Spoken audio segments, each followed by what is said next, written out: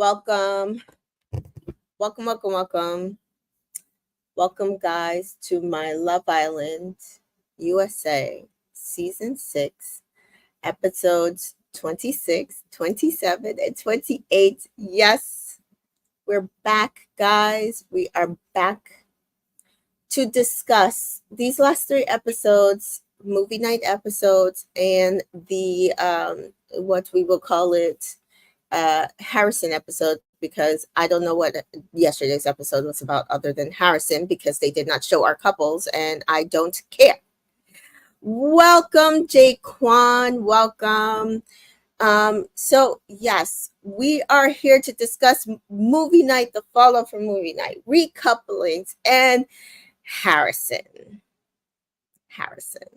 Hi, Mad. Thank you. Yeah, sorry, guys. I have had a rough couple of days. I've had a rough couple of weeks. I've been sick. I've been going to doctors. I've been working my regular job. Please encourage your friends and family to follow me so, I can just start streaming on YouTube all day.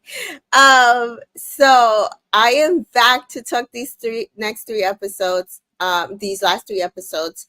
I should be back on schedule this week, except for Thursday, because hopefully I will be at, if you're a Big Brother fan, Big Brother US starts on on Wednesday, and I am going to a 2 night premiere party that Aza is putting on. So I might not be able to recap Love Island on Thursday. So we will I'm going to try to keep up with finale week and be here every day, but Thursday I might have to do a double on Friday, do Thursday sometime on Thursday. But thank you, Mad, and welcome to everybody here who is here, hasn't commented yet. So let's start with episode 26. So at the top of episode 26, Kaylor and Aaron are continuing to fight. And Aaron just says, I am so done. Hey, Chantel. Hey. Chantel for Reality Realness is here. And Kaylor says, what? You're so done? I haven't done anything wrong, Aaron. And Aaron's just like, I'm just so done with this situation. Mind you, a situation he created. Not sure how you can create a situation and back yourself out of it and get upset because somebody's upset at something you did to them. But that is the role Aaron has decided to play today. Welcome, Rachel. Rachel says, hey. Welcome, Shanice. Shanice says, hey. So Kaylor basically goes to Rob because she knows he's the only one. Hey, that can talk to Aaron because he's the only one he listens to, and tells him, listen, Rob, go comfort Aaron and tell him, since he's he's yelling at me, like, tell him stop. Hey, thank you. Thank you. So great to have you all back. Kaylor tells Liv how he thinks that the situation was a joke. And the situation we're talking about is him asking Daniela multiple times to shower with him. And that he did not mention it. Daniela didn't mention it. Daniela didn't mention it because Daniela decided to lie, remember, to protect, just like Rob, just like Miguel. Everybody in here decided to lie to Kaylor on Aaron's behalf in order to protect his relationship with Kaylor. Welcome, Mary. Welcome. So yeah, Liv says, but that's not a joke. Shanice says, I think Aaron meant he was done pretending. Maybe. I mean, I feel like he is doing a lot here now. And it's like, do you even like her? Or are you just this, I don't want to say abusive, but like, or just this like entirely fucked up? Because like the way he treated her for these 3 episodes is entirely fucked up in my opinion. Kaylor says they were making that joke about me because he had just showered with Kaylor before they, left for Casa, remember seeing it, and it was something that she mentioned when she was upset seeing him kissing another girl, and she's like, "You're making fun of what we just had," um, and Aaron's complaining to Rob that she won't listen to him and she needs to drop it or drop me. It was a joke. And I can't remember everything I said. It was just a throwaway comment. I and I was like, wow, she needs to drop it or drop you. What show do you think you're on? Hey, Danita. Chantel says, I think he was done with having to apologize. And that is his problem. That is entirely his problem. He thinks he no longer needs to apologize, but he also has not told her everything. So the difference between Aaron and Cordell, if we're going to compare, is Cordell kept apologizing even when he told her everything. Every question that he asked, Serena asked him, everything that he could, say that he did, he told.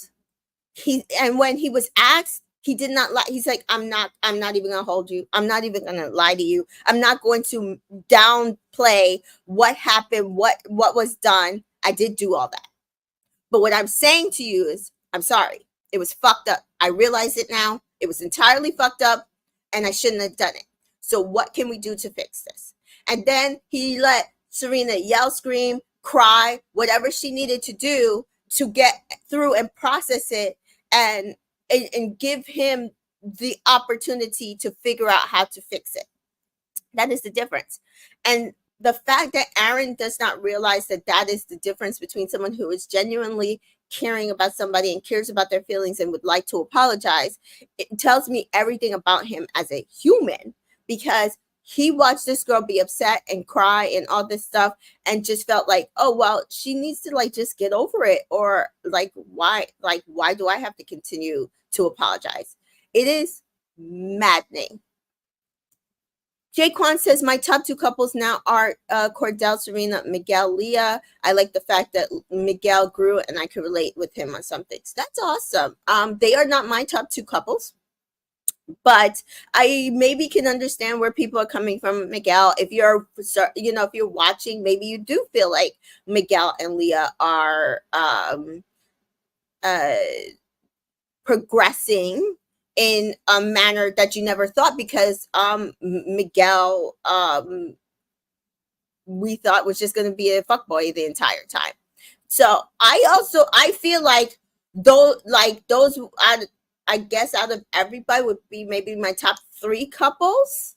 But as Alyssa is saying here, welcome Alyssa. Alyssa is saying, let's be honest, the top two couples are Janae and Kenny, Cordell and Serena. And I agree. I feel like both of those couples have actually had the journey that I would be looking for of a strong couple.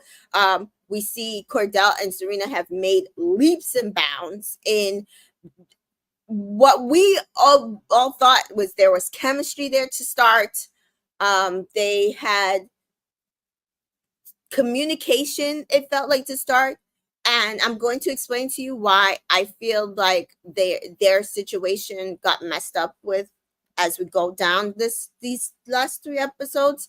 But they have now rectified, both of them, what they needed to in order to build a strong foundation for them to, if they want to, take on the outside. With Janae and Kenny, she had her own issues up and down, totally different to Serena. Serena and Cordell were coupled up from the beginning. Janae kissed a lot of frogs to get to Kenny. And then even with Kenny made mistakes and she had to figure out how to accept those mistakes. Even knowing that it wasn't like maybe the perfect journey that she was looking for.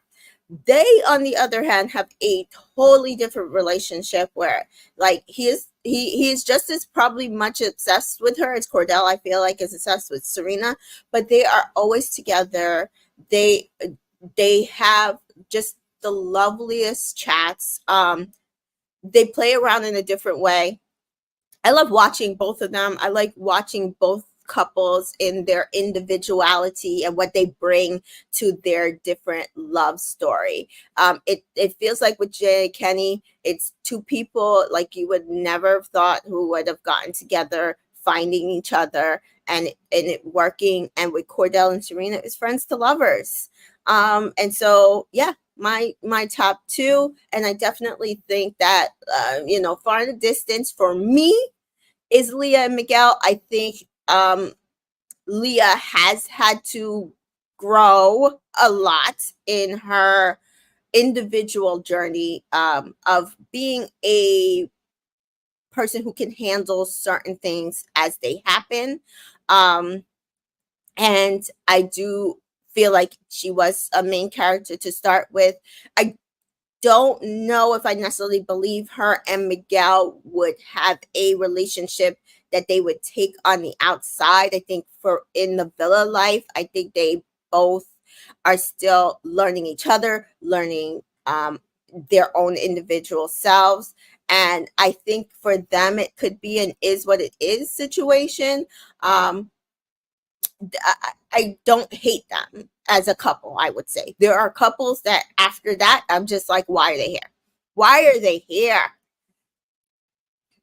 So that is where I am for like right now with these couples. So, see, Mary's saying kind of what I'm feeling like. Miguel and Leah for me are the Ekansu and Davide. We're not voting for them as a couple. I feel like that. I feel like Miguel and Leah are Ekansu and Davide. I never felt like Ekansu and Davide were something that would be long lasting. I was more on India Dami. Like they had their ups and downs. They were just as much main characters. I just felt like their potential on the outside of what I was shown in the villa made them my winners. Similar to Cordell and Serena. And Shanice is saying kind of also what I would say here for Janae and Kenny. They do remind me of a Wit and a Lock-In, where it's like you literally just mistakenly find your person. And then when you mistakenly find this person, you guys work so well that it's like, oh my God, I can't imagine them not being together. Oh my God, like he's obsessed with her. She's obsessed with him. Like I can't imagine anything different. I do love that about them. Yeah. So we do see that he says that then he just like comes to the realization, maybe I didn't say sorry enough. And I'm like, wow, okay. Like that's what you came down to. I know that I think Aaron's a little older, but maybe in the UK they handle things different. We have seen men, like we just recently saw Will in the UK kind of be very similar to Aaron in that he's like, well, I came back to you. I didn't choose somebody else. You kind of just need to like get over it. I did what I did and it's done, accept it or not. And I do feel like if you are going to stay with someone at some point, you do have to accept what they've done to you. You do have to learn to like forgive and forget, because otherwise I do agree it is very hard to continue to like not push forward if you keep bringing it up. And so people who know how to do that have stronger relationships. And I think maybe it might be a cultural difference between them, in that he's just absolutely not hearing her out. It's possible. I also just think that Aaron, because we saw little points of this before Casa, Aaron does things and it's manipulative. He does things to her and it's so manipulative that it comes off as like, do you even like her? Do you like that you can control her?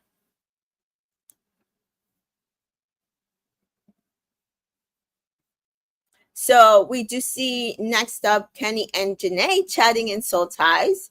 And she's like, "How you feeling?" And she laughs, and he's like, "I'm good." And she's like, "Why are you looking at me like that?" And she's giggling. He says, "Ugh, my giggling is crazy." Um, and you should hear my laugh. It's crazy. And Janae says, "Of all the guys I've been coupled up with, you've been my favorite, absolutely." And I said, "Of all the guys you've coupled up with, he's been my favorite as well." And he's like, "Really?" Um, and she's like, "Yeah, you make me confident." And I agree. I feel like that's one of the pluses of Kenny. He does make Janae like the most beautiful. He's been doing it since day one. Like, she is the most beautiful person to walk the face of the earth, let alone just a villa.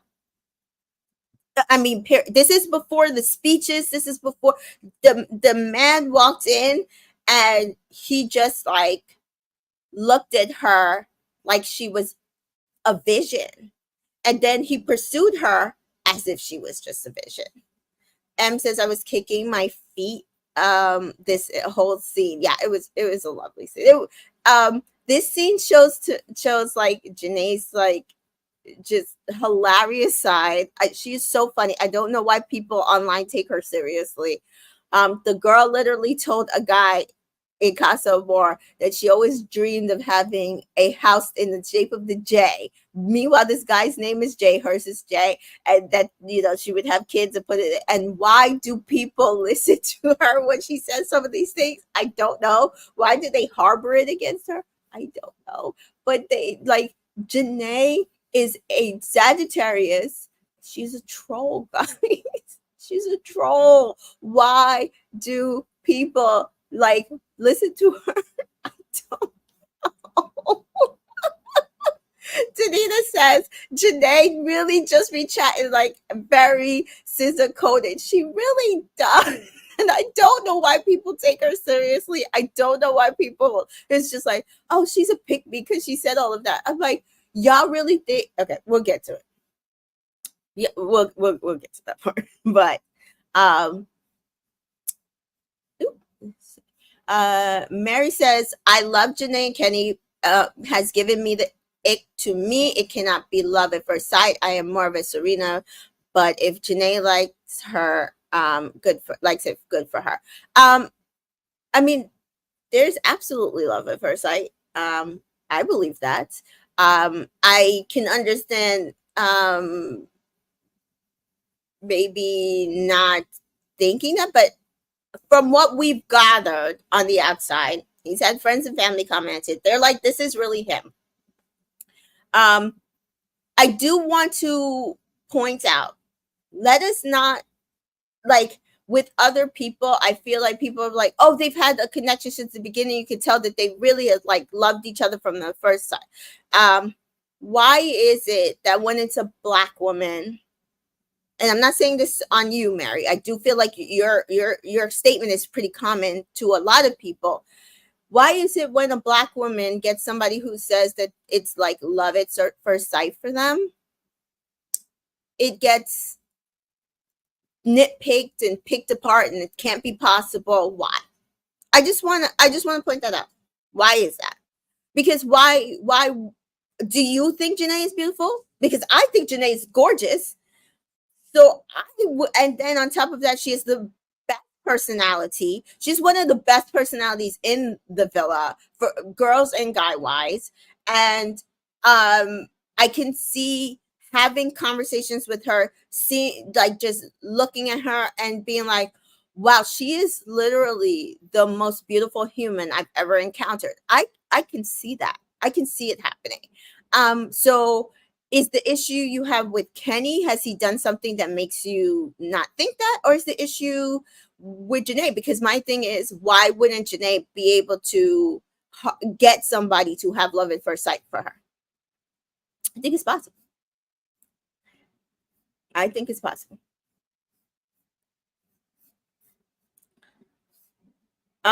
So we just see her say, yeah, you make me feel confident. I think you, Kenny says, well, I think you know where my head is at. And she's like, say it. And I love this about her. She's like, like she realized words of affirmation is her thing. Um, uh, and she, now she's just like, listen, you got to give it to me. You have to give it to me. And so, and Emma's pointing out here what I absolutely agree with Cordell. It was love at first sight. It was love at first sight. With Serena, it wasn't, which is why it's friends to lovers on their journey. But with Cordell, he saw her and he knew that that was the person that he wanted to be with. And they didn't even kiss like everybody else. Like I think almost everybody else got to kiss each other. He did not even get to kiss her, but he knew she was the person that he wanted.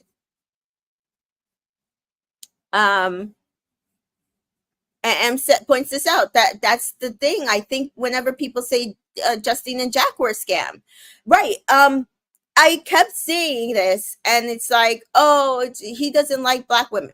Jack is biracial. His dad is black.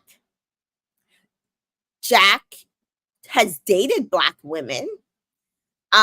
I really truly don't think either of them came on Love Island Games to find a partner. I don't think that they came on Love Island Games to find somebody to date, and they just happened to find each other. They had amazing chemistry, and they were had a great partnership. I just think that it just didn't work out because of distance, which is what would happen when you put somebody like we're seeing right now, like all these people who don't live in the U.S. coming over to the U.S. version to date people in the U.S. And if you're not intending on moving to the U.S., which Jack was never intending, and if you're not intending to move to UK, Justine was never intending, then what like what are you supposed to do if those were never your intention in your life? Jack has a thriving career, which is why people are like, oh, he is he's using Justine. I'm like, he has millions of followers. He is like one of the most popular DJs in the UK. He's constantly travel. He's going to Dubai. He's going all over to travel to DJ. He doesn't need to use Justine. And I don't even think Justine was using him. Like they stopped talking about each other at some point, and just went about their business. Sometimes things just don't work out. Sometimes things don't work out for a couple, and that's different than saying that it was a scam because the person never liked them in the first place, right? Now, Rachel's pointing out something here. I don't see enough Kenny and Janae to form an opinion, but if he makes her smile after what she's been through, that's enough for me. And I need people to focus on this because I don't think the producers want two black couples or two, two black women to be top two because they aren't showing enough of Kenny and Janae. But to me, they have they have one of the best chemistries in the villa. Also, somebody pointed out online that it's possible that with Kenny and Janae, and I said their combined name, they are, when they're talking, they're like actually talking about real life, and they're actually talking about, like saying names of people and addresses and all this stuff. And if you've watched previous seasons of Love Island USA, and you've talked to previous islanders, they've said multiple times they're not allowed to which is also why it's really hard for them to give us live feeds like we want, because even season 3, when they gave us those little cams of unedited footage around the villa, they had to bleep out when people were talking about them. Oh, my mom, Janelle, she likes da, da, da, and they would bleep out the mom's name because they don't use identifying information on these shows. And so I do think that maybe Kenny and Janae are having really, really deep thought conversations, because we know that Kenny went into Casa Amor, asked the two Casa girls, what are your goals? What do you want to do? What are you looking for? And one of those girls, Sydney, was complaining that he asked about her goals and what she wanted to do in life. And I'm like, if you're not asking those questions, why the frick are you in this villa? Why you like why does that make somebody fake to ask questions about your future? That's crazy to me.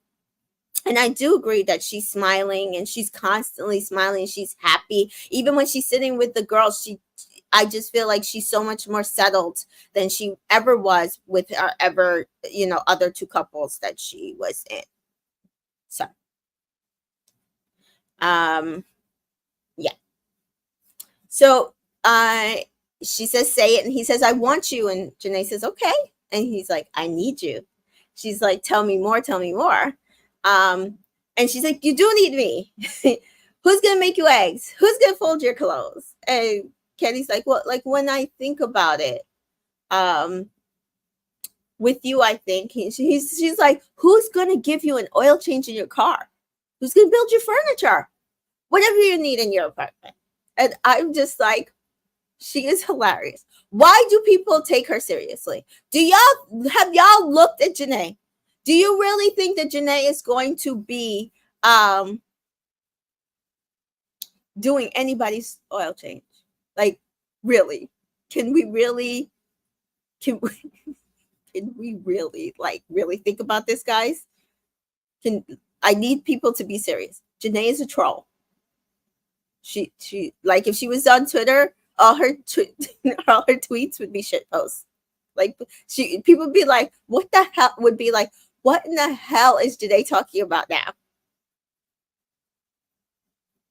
Okay. And I agree with Bridget here. Like, they like to put Black women in a box. I feel like it's either with Black women on these shows, it's either pick me or she's just a sad Black girl that can't get anybody.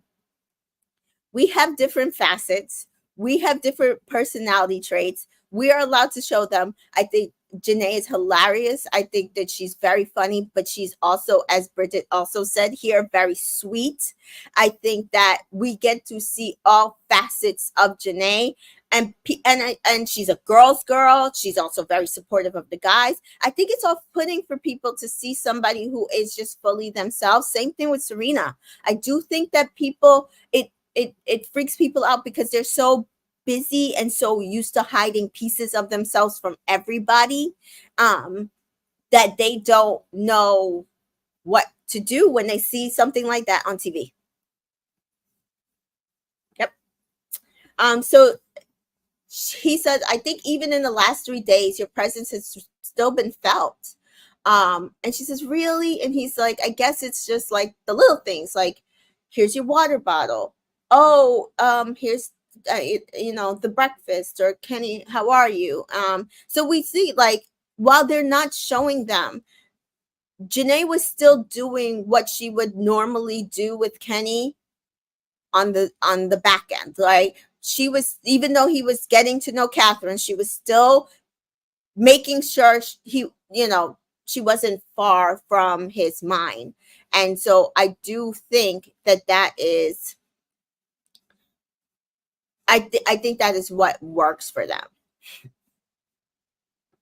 I think that's what works for them. But I also think that I side-eye the producers a little bit.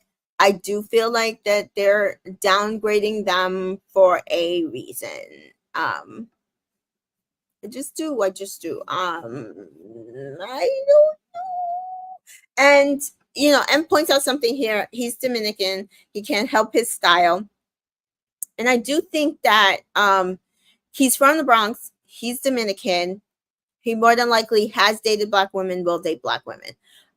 In general, I've never seen the case where that is not the case. And yeah, Sharnice is saying here, even Catherine said Janae was still getting breakfast from Kenny every morning when he was making Catherine breakfast every morning. And we did not see that. Some people were even complaining that, oh, Kenny, you cried, you did all of that, and then you make Catherine breakfast. You don't even make, you don't even pull your weight and make Janae breakfast. No, all we got to see was Serena, who, you know, again, the breakfast thing, people keep pointing it out. Serena, and Cordell with their breakfast situation, where again, I think with the breakfast situation, it wasn't about the breakfast. It was, you came and dropped off breakfast to your side chick and me. And ultimately, you just came off of doing the most disrespectful things that you said you would never do to me. We agreed neither of us would do to each other. And then you're coming in and I'm telling you, listen, I don't want it right now. I don't want any of it. Leave me be. And you're still not respecting boundaries. You're still disrespecting what I want and what I need by just shoving a breakfast on me.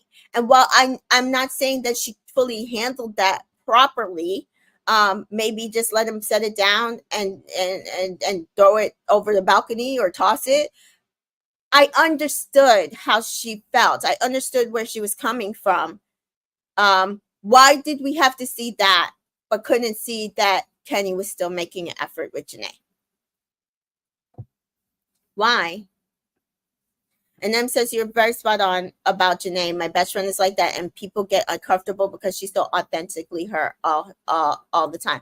And I know that because there are points where I do edit myself because I found I've had to. But when I'm my real self, people are like, oh, because I'm outspoken, I'm loud. I'm also shy. I'm also quiet. I also joke. I also am sarcastic as fuck. Um, and people don't get it because I am not just one thing. I'm everything. And I've had jobs send notices like, oh, like there's something about Tamika. And yeah, fuck, there is something about me. I'm great. I'm wonderful. I'm all around. I have different facets. And if you don't like it, great. But like, professionally, I do have to sometimes edit myself. I care about my job sometimes way too much. And it shows. And sometimes that's also off-putting to people.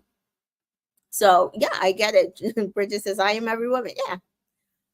So yeah, we have to think about what the producers are choosing to show us. We saw this with even in the UK recently with Mimi. They're not showing us her confessionals about what she actually thinks about both Josh and Io. They're barely showing us her conversations with Josh. But we always see them in the background actually talking and hanging out with each other and hugged up. And they're showing us stuff with her and Io that are throwaways that mean nothing to try to make them mean something. And especially when they're putting together their little first look. So let us not play into the producers and whatever they are trying to do personally. Let's see here. So yes, they do say,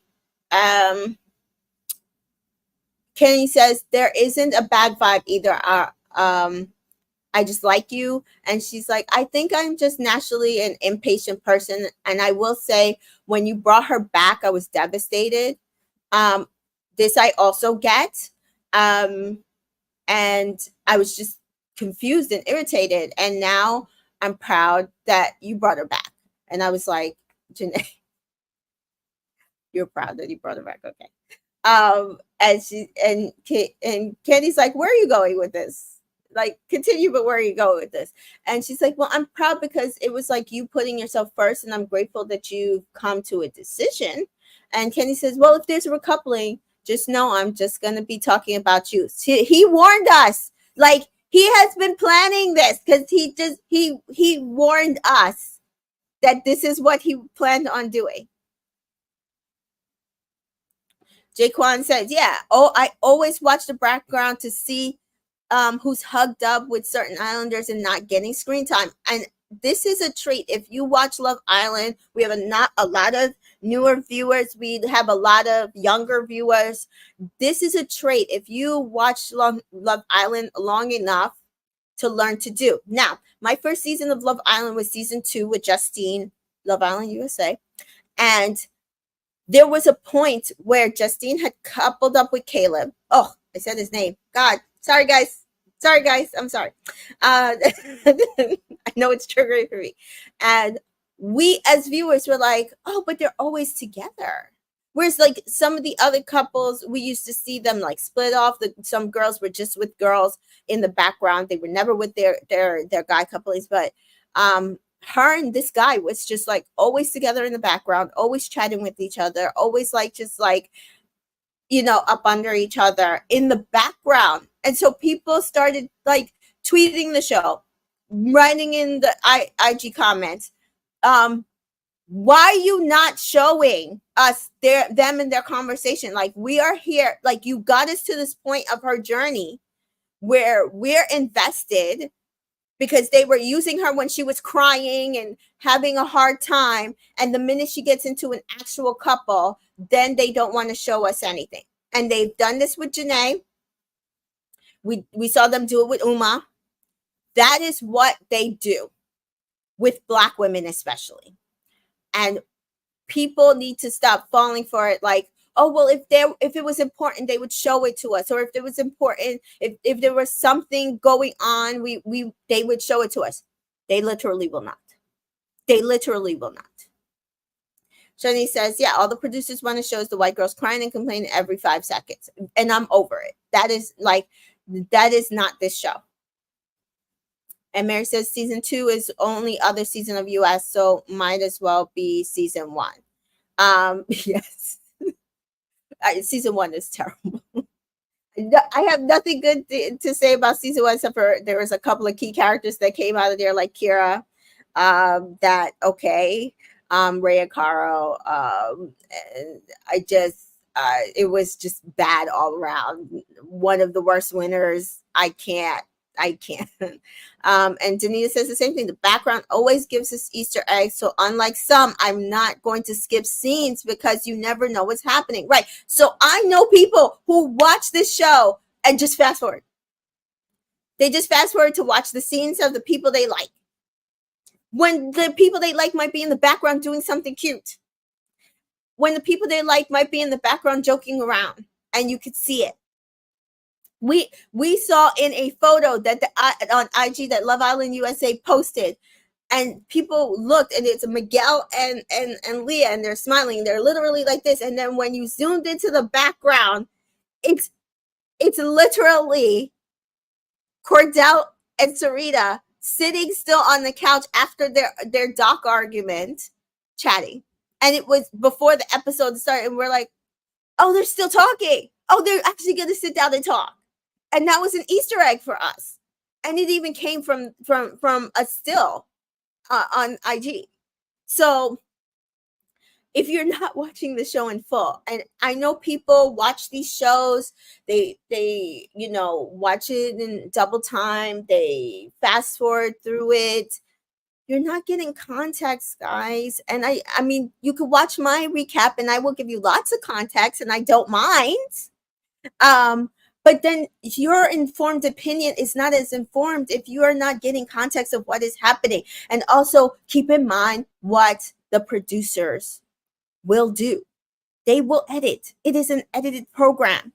So you have to keep these things in mind if you're not watching the show. And then there's people who I really think that they just watch clips on IG and Twitter, and that is what they take as their show. They don't actually watch the show. They don't watch the show. Or they'll put it on in the background and they're listening. Oh, well, Serena said, yeah, but he was doing this at the time. Oh, she flung food at him. I'm like, flinging food at him is going like this. What she did was tell him stop with her hand up like this. And the food, he was right there and the food went backwards into him.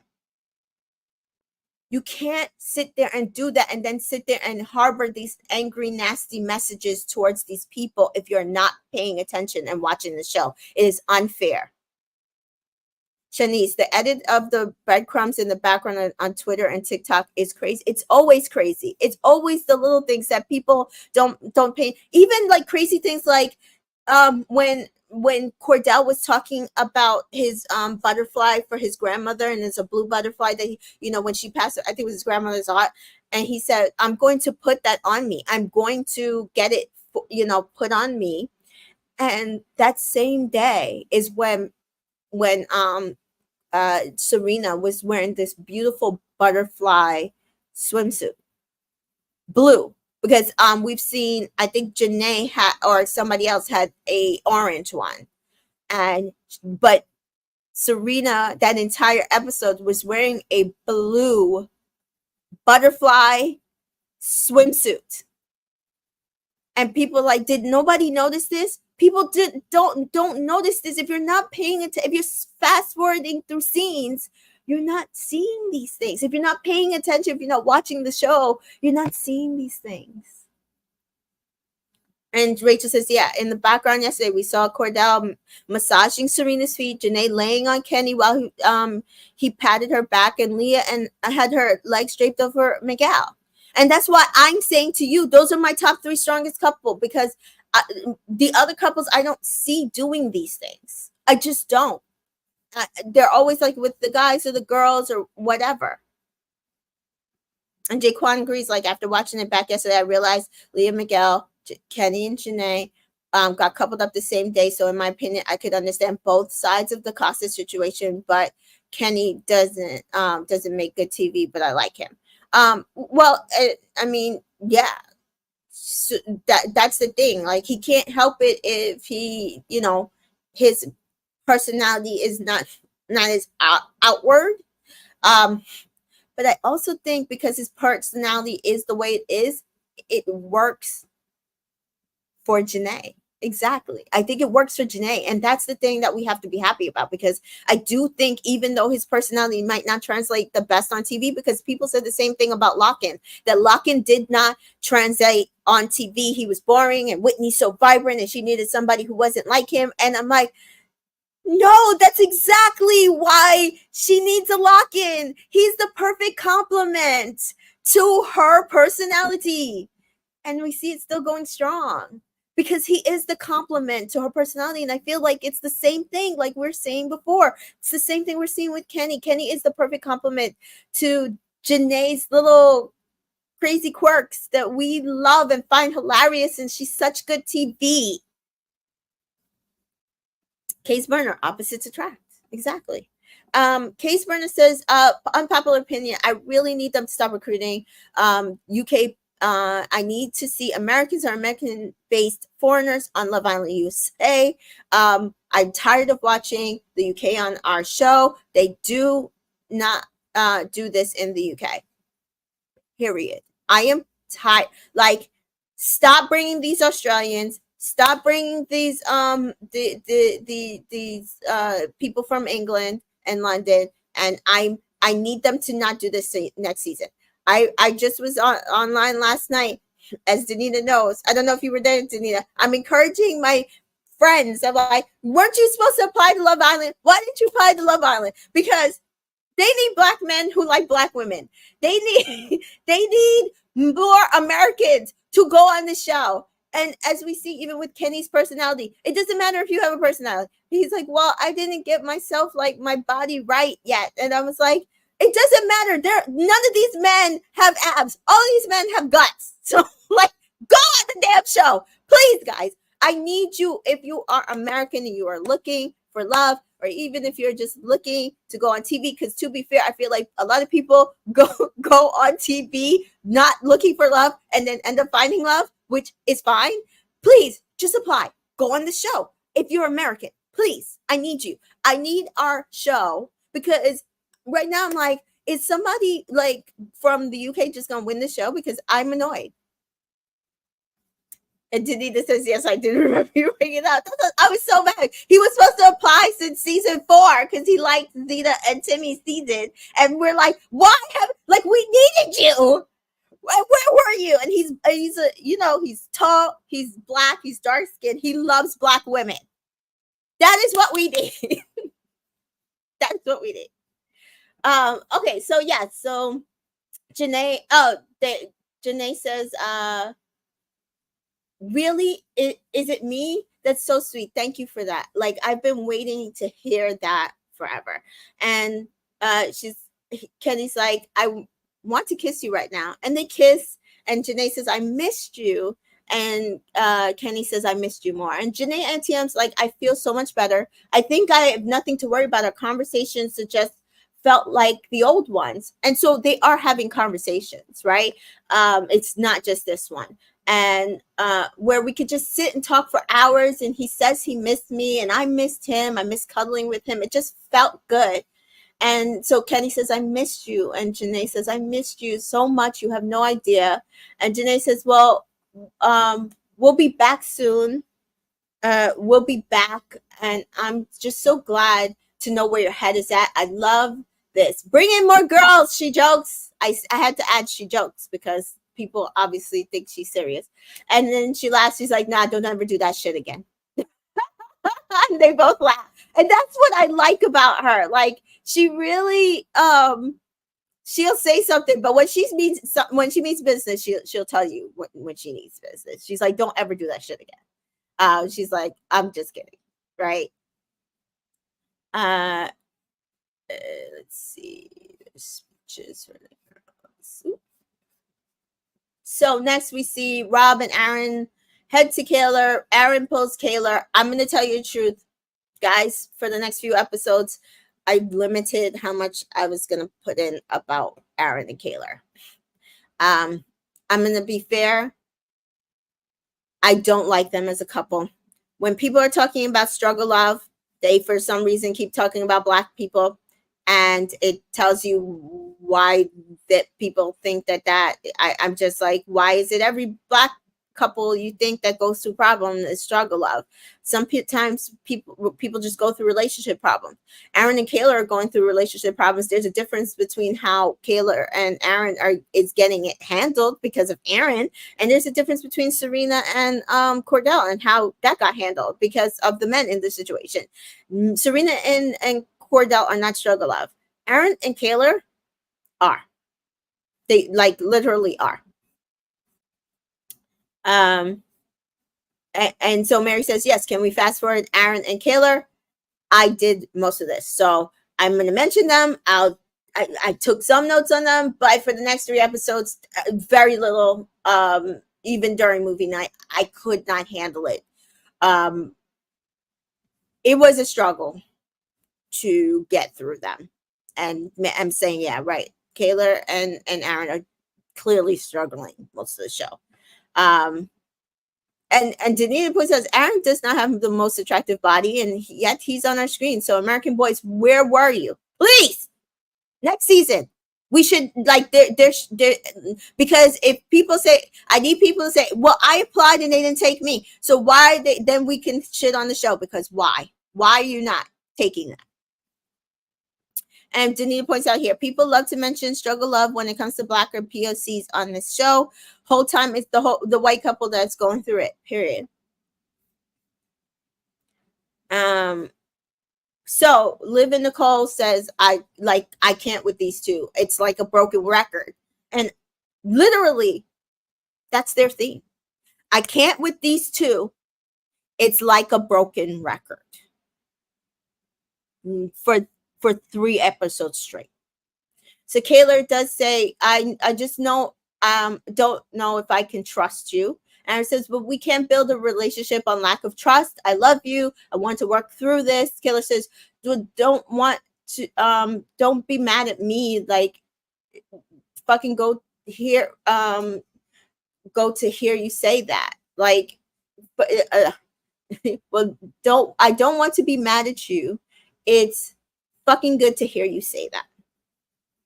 And it's like, he says little things and she just takes it because she doesn't want to be mad. She doesn't want to be alone. And then they get back together. And this is the MO for the next 3 episodes. Cordell pulls Serena. And Cordell says, I don't want to string anybody along. And for me, if we're going to make this work, we're going to have to compromise. And Serena says, but compromise how, Cordell? And he's like, listen. Let me talk before you get crazy. Wait, I won't call you crazy. And I love this. I love the fact that Cordell realizes what and what he should not say, how and how he should not treat a Black woman on national TV. So I love that he's not necessarily editing himself. I love that he adjusts himself to make sure people understand that Serena's not crazy, and he would never put her in that category. Serena says, I mean, it is what it is, and stop looking at my titties. And he's like, I didn't even. Well, now that you said something, I'm gonna look at them, but I wasn't looking there. And I just love this. This is how we know that the road to being back has begun, because they're starting to joke with each other again. Because we didn't have that the last couple episodes. She could not joke with him. She could not talk to him. And he couldn't, he tried, but he couldn't get her there. And so now they, we see the little baby steps to them being back, right? And he's saying, I wasn't looking there, but I just don't want to like hurt people's feelings. And I know I hurt yours. I know. And she's like, yeah, like real bad, like really bad. And I don't think her feelings would be as hurt as mine were. And Cordell says, well, one thing shouldn't break nobody off. Obviously, if we want to see things through, especially on the outside world, we have to be able to work through these things. As well as it did, do to get the experience, and see if there was something there. I did bring her back. If there's something there, we could have did a little less kissing. Shit, I did not have to kiss her like that. I got it. And she says, Serena asked him the question, like, y'all was making up. Cordell says, are you asking me? And she's like, yeah. And he said, listen, I'm not going to sit here and lie. Serena, I was kissing that girl. That happened. I was exploring. Okay. And she's like, yeah, it's giving you want your cake and eat it too. Because at this point, he's still talking about breaking up with Daya. And so we know that, after the day before they had that conversation, they talked. And then now that, it's the next night, and they're really kind of just getting back to what they want to decide to do. But Serena's like, I can't go fully into you if you are still with the girl. It's just not going to work for me. So that's her boundary. That is her prioritizing herself. That's telling the man, like, if you want me, this is the way you're going to have me. And she's like, you can't want me and still be exploring. Like, you can't have me. And I love that she set that boundary for herself. She just knew, I can't, like with the breakfast thing, I can't be in a relationship with somebody dating two people. It's just not going to work for me. And I never put you through that. So it's not like I'm being a hypocrite. I never did that to you. And Cordell just says, no, I get it. I decided to break things off with Daya, but like, I just want to know, like, I want to work on us. I want us to get back to us. But is it going to be forced? And I love that he asked this question, because I think a lot of us were worried about whether Serena, as our resident Virgo, after what she's been through, all the emotional upheaval, would she even be able to move past this? I definitely think that if he had slept with Daya, I think it would have been a wrap. But I always said, if he hadn't brought her back, I think Serena would have been A-okay with trying to figure things out, a little more reticent, because she wouldn't have been there. Because she would have been like, okay, well, ultimately he chose me. And he wants me. He fucked up, but he chose me. I just think him bringing her back was like the biggest issue. Hey KB, welcome, welcome. I'm late, but we got 3 episodes today. Yep, chat is out. And Daniela says when she said that, I knew for she was fully all in him because exploring other people still was not going to work out. Yeah, yeah. So he does say, well, you know, is this something that you want to do? I don't want to do it if like you don't want to do it. I want it to be us, but I want it to be us to have this together. And I love that Cordell says, I get it. Like you have your own feelings. Ultimately, are you going to be able to put into us too? Because I know now what I want. I've known what I want, but I got that opportunity to explore it. I realized that the person I definitely always wanted was you. Will you give us that chance? Not just me. Will you give us that chance? Right? And he says, man, right here where I'm feeling, it's just such a weird feeling, like, because it's making it seem like I'm saying I'm in love with you, or some shit. And she's like, yeah, I know. And Cordell says, I can't shake this feeling of just seeing you there alone. Like, even when I'm in the villa and I'm just like looking at you and seeing you, you're not even looking at me. You're not even talking to me. And I can't even, I'm going to still look at you. So I'm going to have to break it down today. And Serena says, but they want you with her. He's like, who? She's like, the boys. He said, mm-mm. The boys want to see me happy. I know what I'm going to do. I'm trying to figure out how to say it. And I love it. I love what he said here, because ultimately the boys never factored into his relationship with Serena. Did they factor into his exploring in the situation with Daya? I think a lot, and a heavy, and that's also why he didn't want it. He could leave it because it wasn't him. It was what everybody else wanted for him. What he has always wanted for him, what he has always wanted since the beginning was Serena. Period. So Serena ITMs. So what you want me to just be like, oh yes, let's try this again. Yes, you want to cut her off, but you're not doing it. Like, what am I supposed to do? And so you see that she's like in limbo. Like, I think until he cuts it off, she is never going to be out of the limbo.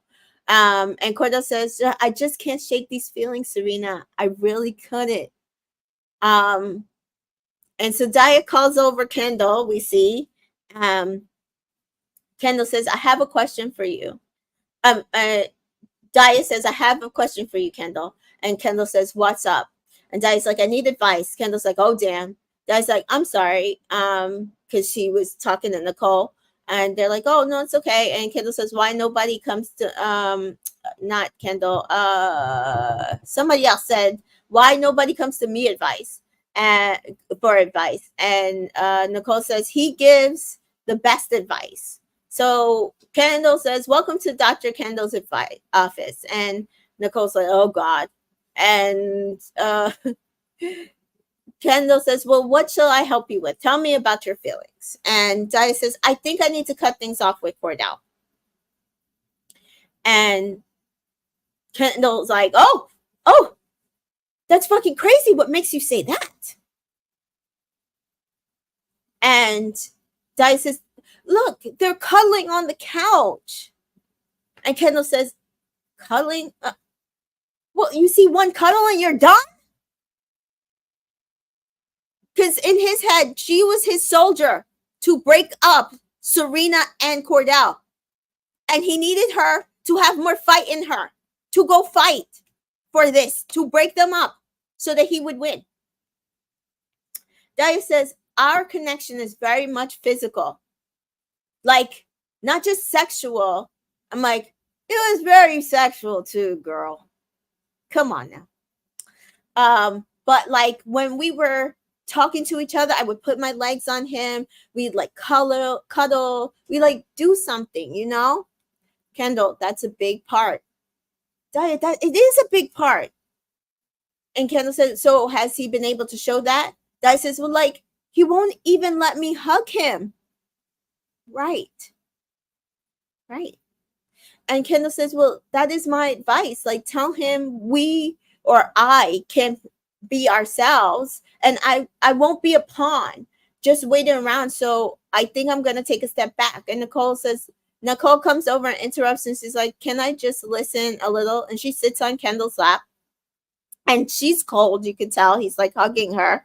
And the entire time we're watching this, in the background, at like halfway through this, Cordell is taking off his shirt. He's giving it to Serena. She's wearing his shirt. They are not hugging. They weren't cuddling. They weren't kissing. They were laughing. They were having the most connected conversation they probably had in a while, where they are just laughing and joking with each other and just chatting. And I think it threw Daya off so much because she has not seen it in person. And Daya says 100%. And then she looks, are they kissing? And he's like, no, they're not. And Nicole says, I'm sorry, babe. It really sucks in here when you have to watch things go down.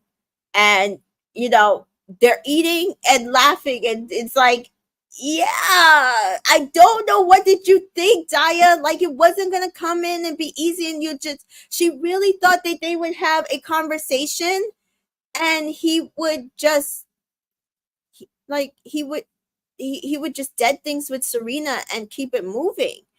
And she was wrong. She was so wrong. Like, she was so very wrong. And so at this point, it's like, she doesn't know what to do. Nicole starts playing around with Kendall, and then Kendall gets a text, and it is the hideaway. And everybody says Kendall and Nicole because obviously they are the only couple that is still together, that is an actual couple. And they get ready, and they go get ready to go to the hideaway. And I took no notes about this hideaway. I fast forward through this hideaway. This was the worst hideaway ever, except for that Nicole looked unreal, guys. Nicole looked amazing. That outfit was amazing. She looked unreal.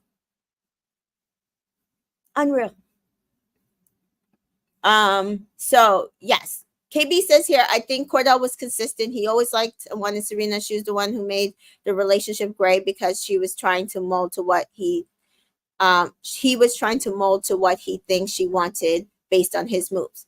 You're saying this as if she was controlling Cordell's actions. In my opinion, they both made things great then. Because if he was trying to mold to what he thought that she wanted, he was just as much making things gray as she was.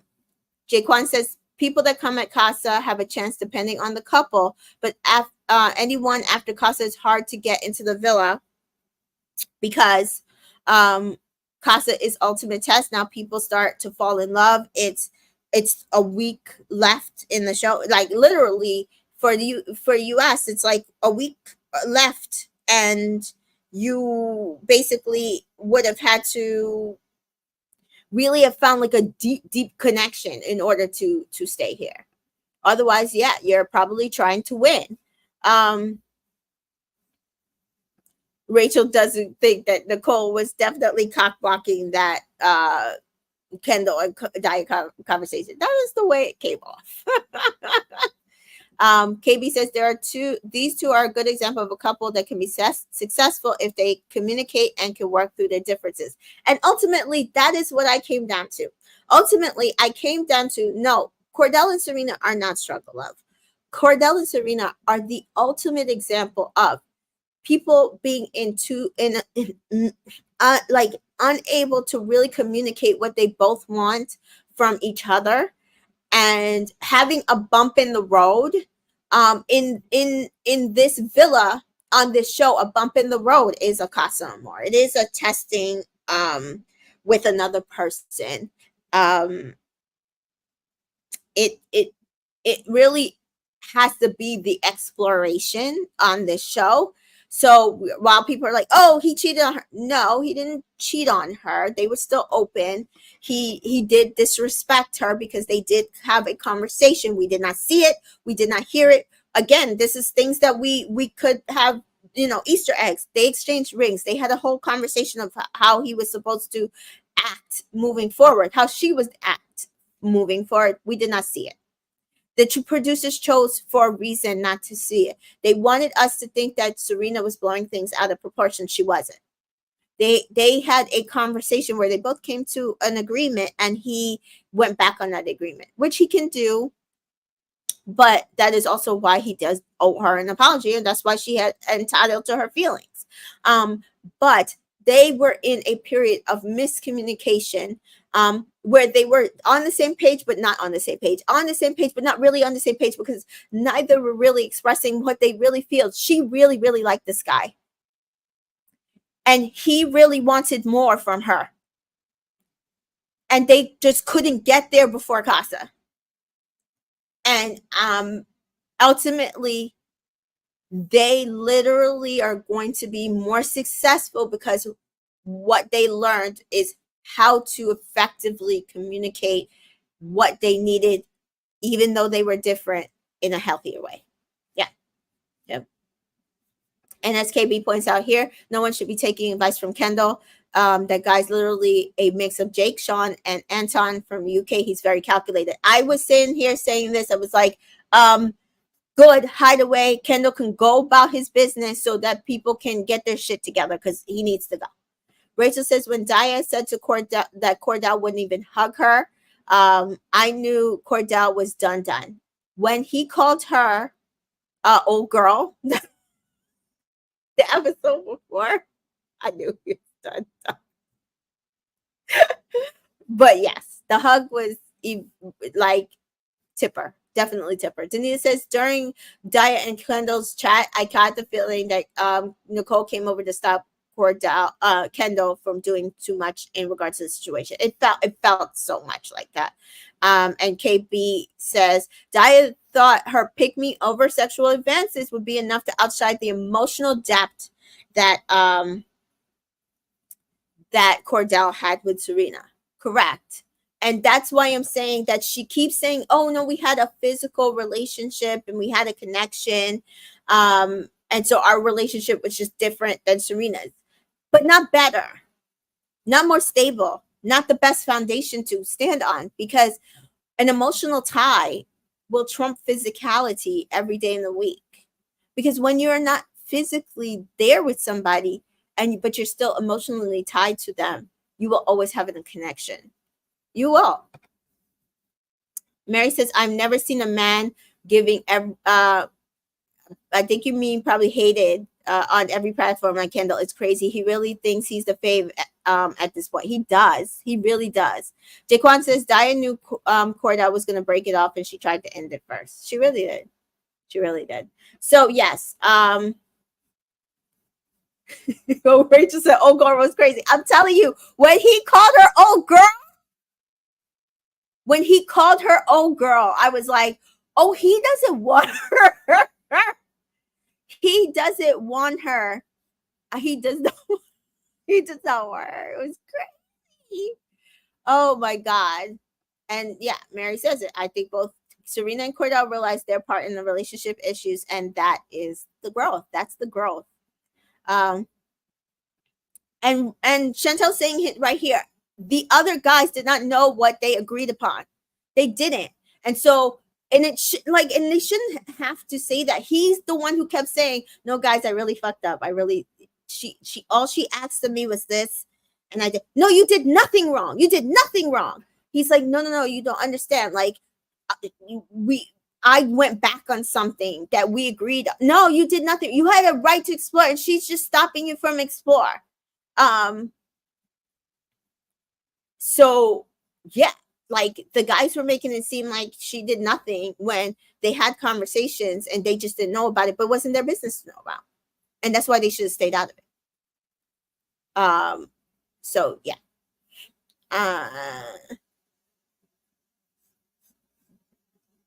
Charity says that's why Daya said, were they over there cuddling? Because even when they had all that space between them, yeah, like I guess maybe because she's like, oh, I would put my leg up on him, so maybe she thought like Serena, and we have seen Serena like sit in his lap, put her legs up on him. So I guess, but like no, they weren't. But that's not because he didn't want to. That's because Serena didn't want to. KB says just about every black person in America should have known what old girl meant. I'm serious. I was like, I don't know, and it might be. I mean, I'm a New York, New Jerseyite, so like to me, I was like, you're like for some people when a girl calls a guy bro, they feel like, oh, she doesn't like him. I don't always think that's the case. Sometimes it just slips out. But some people that's what they feel like.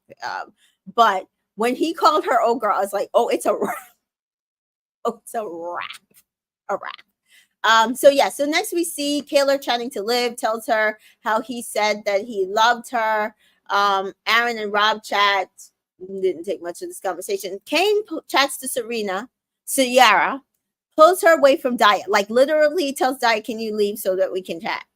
And he's, oh, I heard that you're single. Yeah, I'm a single girly now. And Kane says, well, he's not feeling anything romantic with Liv.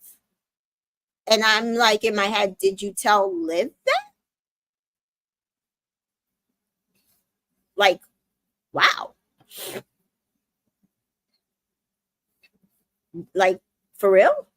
How could you do that? So the Casa girls go over and they basically kind of tell Liv. And apparently Sierra's like, her and Kane were making eye contact during the recoupling. What? Weird and wild. Journey on Paper. Welcome, Journey on Paper.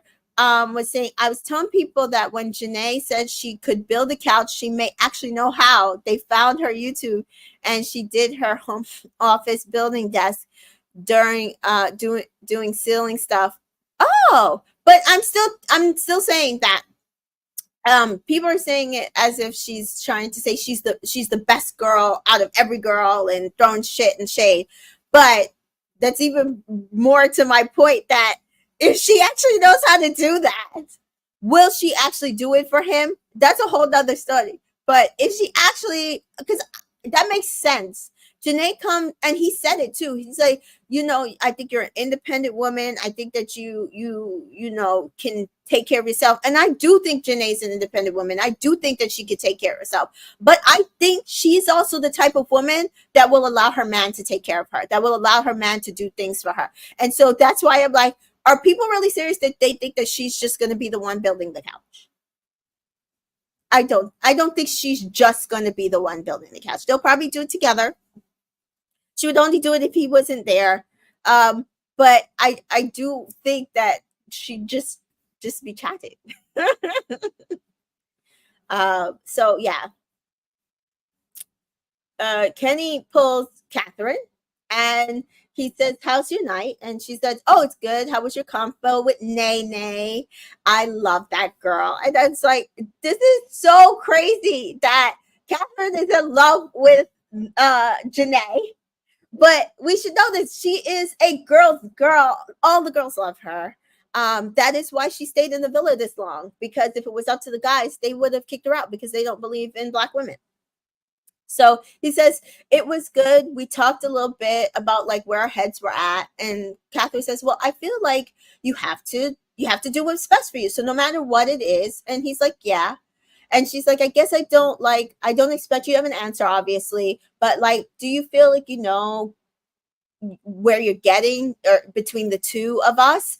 And he's like, I think. And then she cuts him off. I don't think I feel like, yeah, you're the only like person I'm really interested in here. And I enjoyed spending time with you. I enjoyed talking to. So we see he's been fully investing in Catherine and obviously having conversations, obviously, putting in input.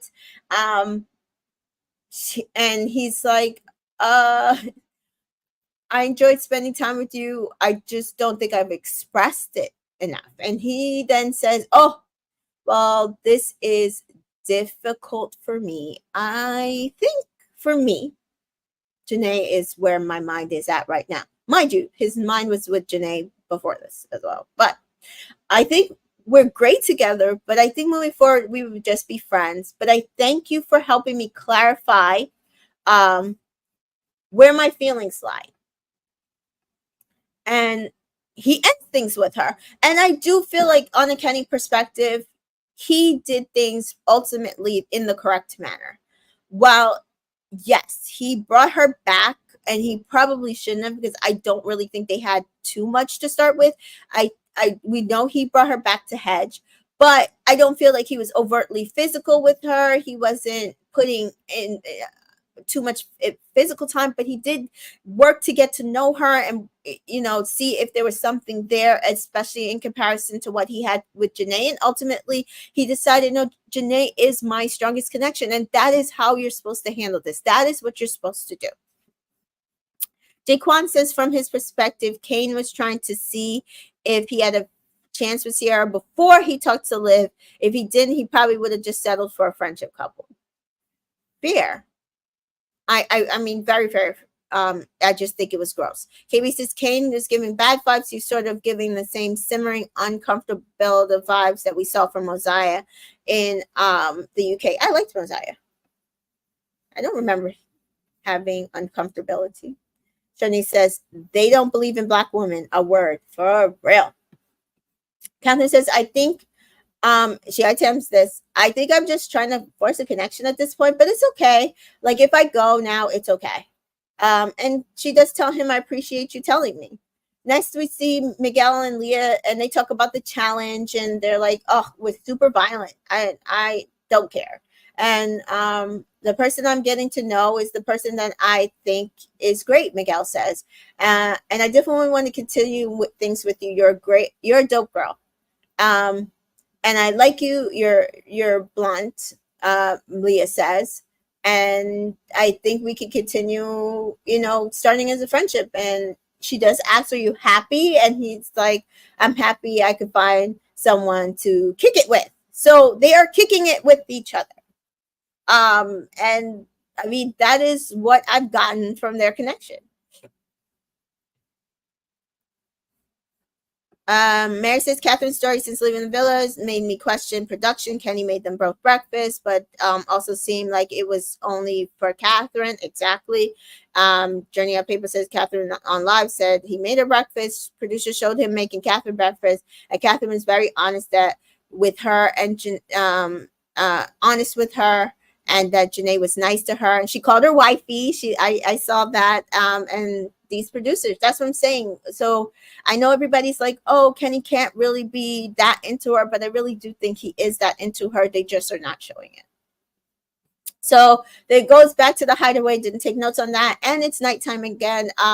So they're getting ready to go to bed, and Leah and Kaylor, it's like, oh, he dropped a bomb on me. He said, I love you. Did you say it back? And she's like, yeah.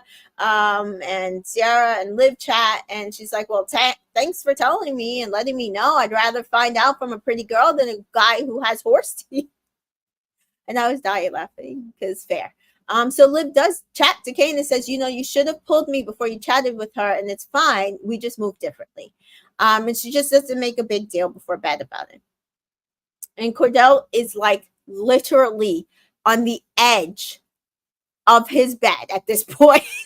Like he might as well have been sleeping in soul ties at this point, guys. Robin, Andrea. Oh, did I write Andrea? Oh, I wrote Andrea, guys.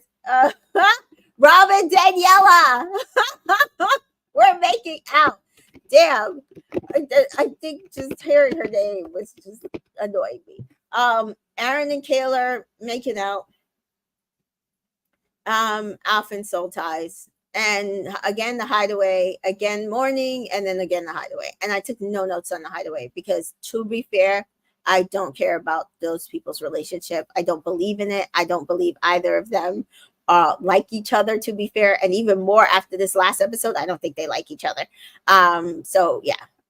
Jake Kwan says, I honestly believe the guys do love Janae, but the guys had to vote. They probably would have saved Andrea for Rob, but I'm glad that Janae was saved, like the OG's connection. Yeah. I don't know. I was writing too fast, probably. Tina says, I don't think the producers want Janae and Kenny to win. I peeped that from Casa. I don't think that. I do think they encourage Kenny to bring back Catherine. Just like, oh, did you think anybody that you liked? And he was probably like, well, me and Catherine had something. Yeah, just bring her back. Just bring her back. Bring her back. And he was like, oh, okay, I guess so. Like, don't you want to test your connection? Maybe Janae has somebody over there. Maybe it's like, you never know. You should just bring her back. Didn't Mika at the point is so bad. Like I can't.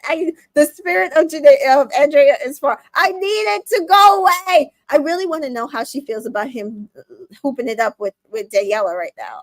That's all I want to know. So we see Daya to Daya says good morning, Cordell. And Cordell says, I have to talk to you today. You know, the man couldn't take it one more night. And Daya says, well, I was going to talk to you anyway, so no stress. So she says to the Casa girls, I promise you someone told him I was going to fuck him off today. Like, now you want to, like, talk to me? I can appreciate this, though. At least the producers let us see the conversations where Cordell literally was like, no, I know I want Serena. No, I'm going to cut things off with her, because they could have lit this road that, like, he was not thinking about her. He was still trying to use her. Not that I think he ever really used her, but he wasn't really trying to move on from her, because she really wants to say that he found out that she was going to, because maybe she thought, I don't know how she thought that Kendall would have told him, because Kendall literally went to the hideaway and hadn't been back. So he did not know that you were going to dead things with him, unless you went around telling everybody in the villa that. But I was going to talk to you, and I was trying to pull you like 10 times last night. Yeah, and he probably thought you were trying to pull him away from Serena, and he did not want to be away from Serena. Not because he thought you were going to break up with him, girl. Because I think then, you probably could have just saved him from just breaking up with you last night, instead of doing what KB says here, being petty, trying to race him to break up. Like, girl, sit down. He wasn't playing with you. Like, come on. So Daya and Serena chat, and Daya says, how are you feeling? And Serena says, I don't even know, man. And Daya says, yeah, I'm like gonna pull him and cut things off straight away. And like, I don't want you to say anything, because you don't get to decide. You're going to cut things off with me. I already decided I'm gonna cut things off with you. And I know I'm petty as fuck. I'm like, just get over it. He gets on my fucking nerves. I definitely think that if it wasn't for me, we would have done way more if I didn't reel it in. Serena's like, Meanwhile, I'm not sure I believe that, because I believe the issue was you. You kept pushing the boundary. He kept telling you, nah, we can't do that. But you kept pushing the boundary, and then he just went with it. Yeah. Tito says Daya tried it because she saw Cordell chase Sierra, and thought that he would chase her too, and like, girl, bye. And M says Serena. Oh, sorry. Sierra. See, I said Sierra. Serena did not want to be talking to this girl. She didn't. I think she was fine, like, being on the same page with her. I just think all this extra shit she did, like, oh, well, if it wasn't for me, we would have done way more. But I said to reel it in. And as Shirley says, yeah, very weird. And Danita, I laughed when Serena broke the fourth wall during the conversation. She was like, girl, what the fuck? Katie says, now he's getting on her nerves, right? Mary says, I think both Cordell and Kenny were trying to drop the Casa girls immediately, and were trying to let them down easy. Yeah, and I also think that the guys were in their head like, no, you can't do that. You can't stop them. Like, you need to explore the connection. You brought them back here for a reason. You can't do that to them. You can't, like, break their hearts like that. You have to explore the connection, and they did not want to. So Daya ITMs Oh, wait, sorry. Serena's like, Daya says, now that we're back, he just keeping me on standby that if things don't work out with you, um, and I do kind of feel like Cordell was doing this a little bit, but I don't think he was doing it on purpose. I think that's what the guys were telling him to do. Shani says, was Cordell on top of you or were you on top of him? Did he ask you to kiss him with lip gloss or did you suggest it? Yeah, okay, Daya. And KB says, even after he dropped her, she's going back to Serena to talk even more delusional shit. Like, ma'am, you sound crazy. He dropped you, girl. Like, take your L and go eat your eggs. Like, that's what I'm saying. Like, while yes, I think he was stringing along because I said 2 episodes ago he needed to dead it when he knew it was Serena. I understand, like he said, he doesn't want to hurt anybody's feelings. He's a kind person. I just think he was kind of like, ugh. Maybe I shouldn't like just dump her like the guy said. What if Serena, I do like her. What if Serena doesn't like me? But then I think once he realized, no, Serena really, really likes me. She's just pissed off at me and I just got to figure out how to fix that. I think then he was like, okay, no, I'm not going to string her along.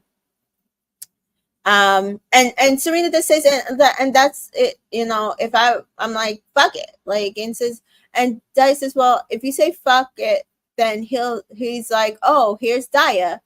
That will never be me. Like, sorry, that's not fucking happening. So you kick rocks. But I don't understand her saying that could never be her.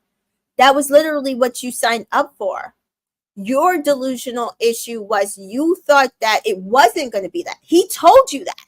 Per her, he told her, though, like, my connection is with Serena. I'm just bringing you back to see if, like, put you side by side and see which connection was stronger. I think that she thought, well, I'm prettier than her. We have more of a physical connection. I've been, like, on top of him. He's just going to choose me. They just have to have a conversation. That was your delusion. You literally signed up for this. You signed up to be the backup.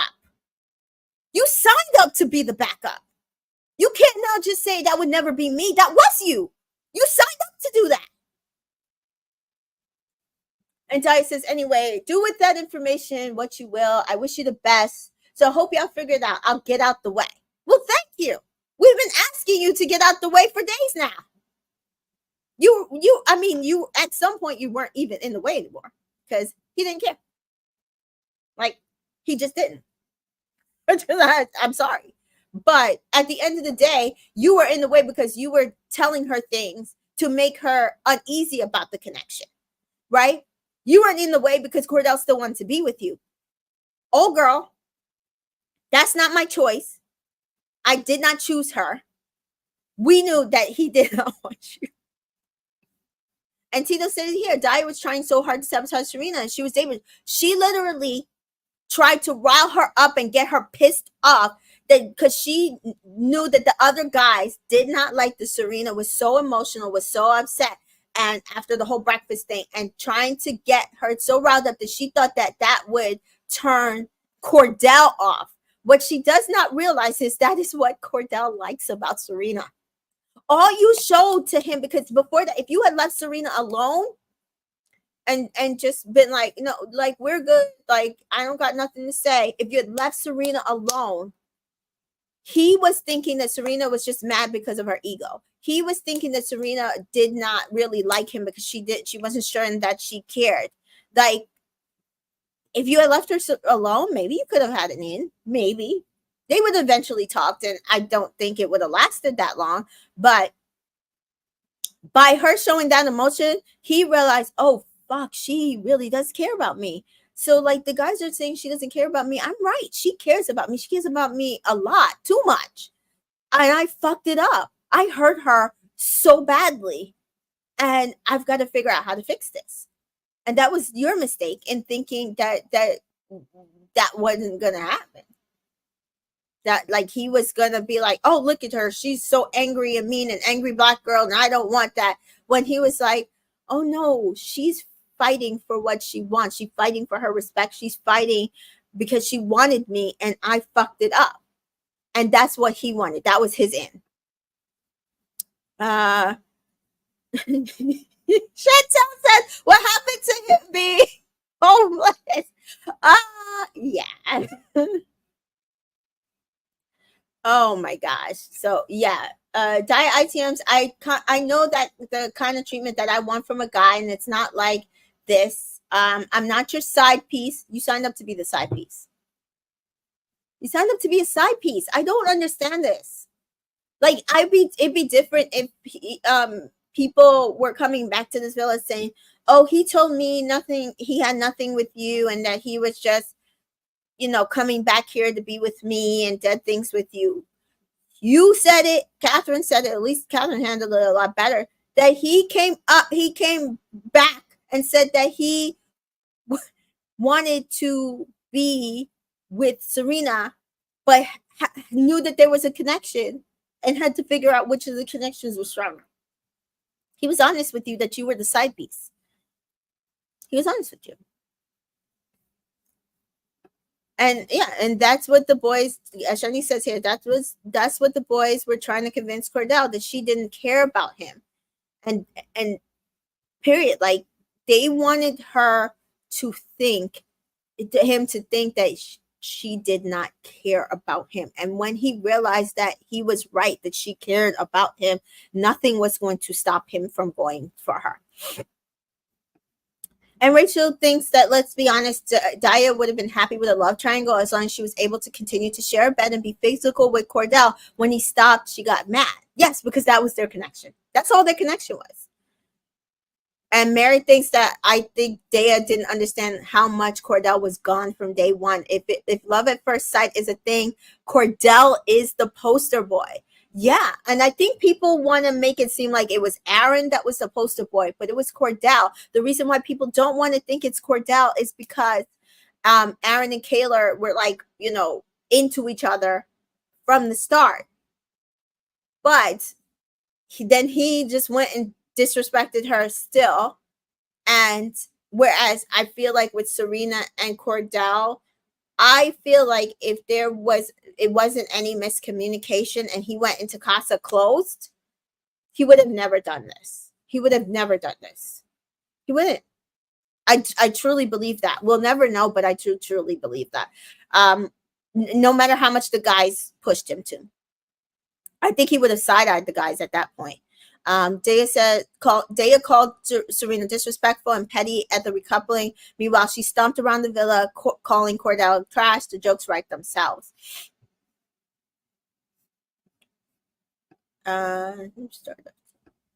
Jaquan says, I personally think if Daya and Cordell started off together, he would have still left her for Serena. The relationship was just physical, while Cordell and Serena built a friendship and a foundation. Exactly. I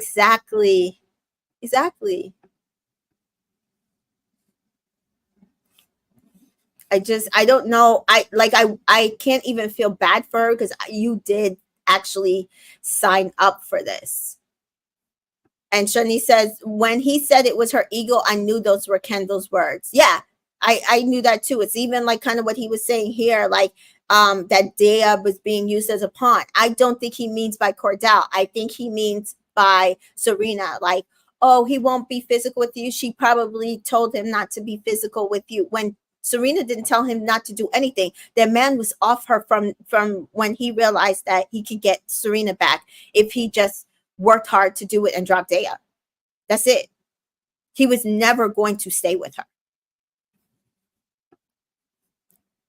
And KB says, let's be honest, Kendall is the ringleader with the Cordella slander anyway. Yeah. Hi, Christina. Thanks for joining. And KB agrees. I truly believe he would have never entertained Daya if he and Serena had been closed off. That's all he wanted from. I believe that. That if they had been on the same page going into Casa, even with the little bumps in the road, if he had been closed off, he would never have entertained Daya, no matter what the boy said. Serena says, "Oh, why did he have to act like that? Like we wasn't where we were." She ITMs like. You know what I mean, because I was letting all the guys know I was very upfront. So I'm just not understanding.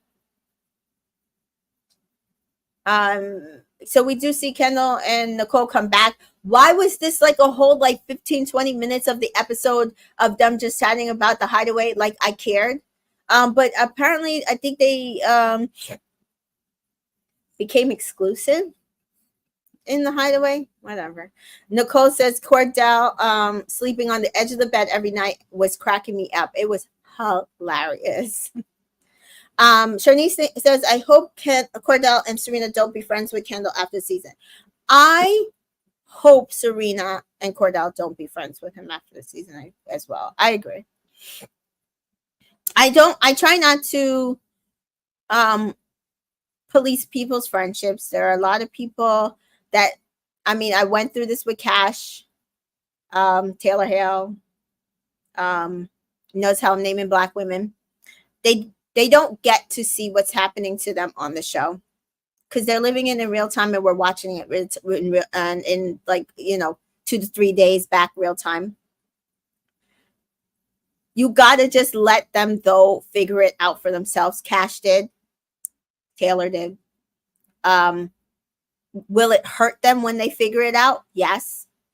But they have to figure it out for themselves. Cash eventually figured out that Trina and Olivia were not her friends. And I mean, ultimately, I knew that from jump, but she had to figure it out herself. And there were a lot of people from Taylor's season, on and off her season, who did things against her. She had to find out for herself. At the end of the day, we can't police their friendships. We can only hope that they either don't get hurt more being friends with these people until they figure that out, or, they don't be friends with them. But I'm not going to police what Cordell and Serena do after the show either.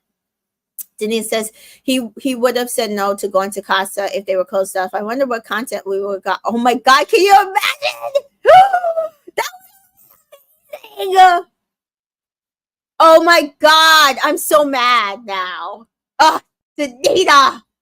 Now I'm mad that I never got to see that.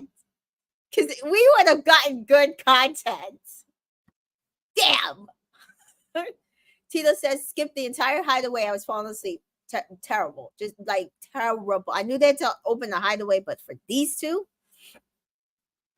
Mary says, I think Daya's true feelings about Cordell came out when he ended it. I think she thought that he was an easy target because he was so young. Yes, and I also think that in the challenge where she got called out for the liking his brother, she realized that the game that she was playing, I do feel like she was playing a bit of a game, guys, here.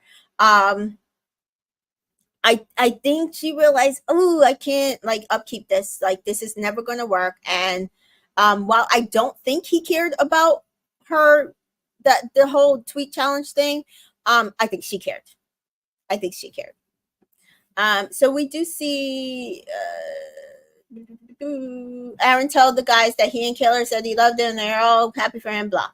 Cordell and Daya chat finally. And Cordell says to Daya, when you get a chance, can I pull you for a chat? And Daya says, I'm going to pull you anyways. So I was going to pull you anyway, so no worries. And she's making breakfast. And he's like, okay, I just need to talk to you. You got a moment. And Daya says, oh, I need to talk to you too. Just give me a minute. And we see PPG watching. And Leah says, oh, God, I think he's going to do it. And Serena's like, who? And Leah says, oh, fuck. I think he's going to do it. I think he's doing it. And Serena's like, no. She says she's going to do it. It's what she told me upstairs. And Leah makes a face.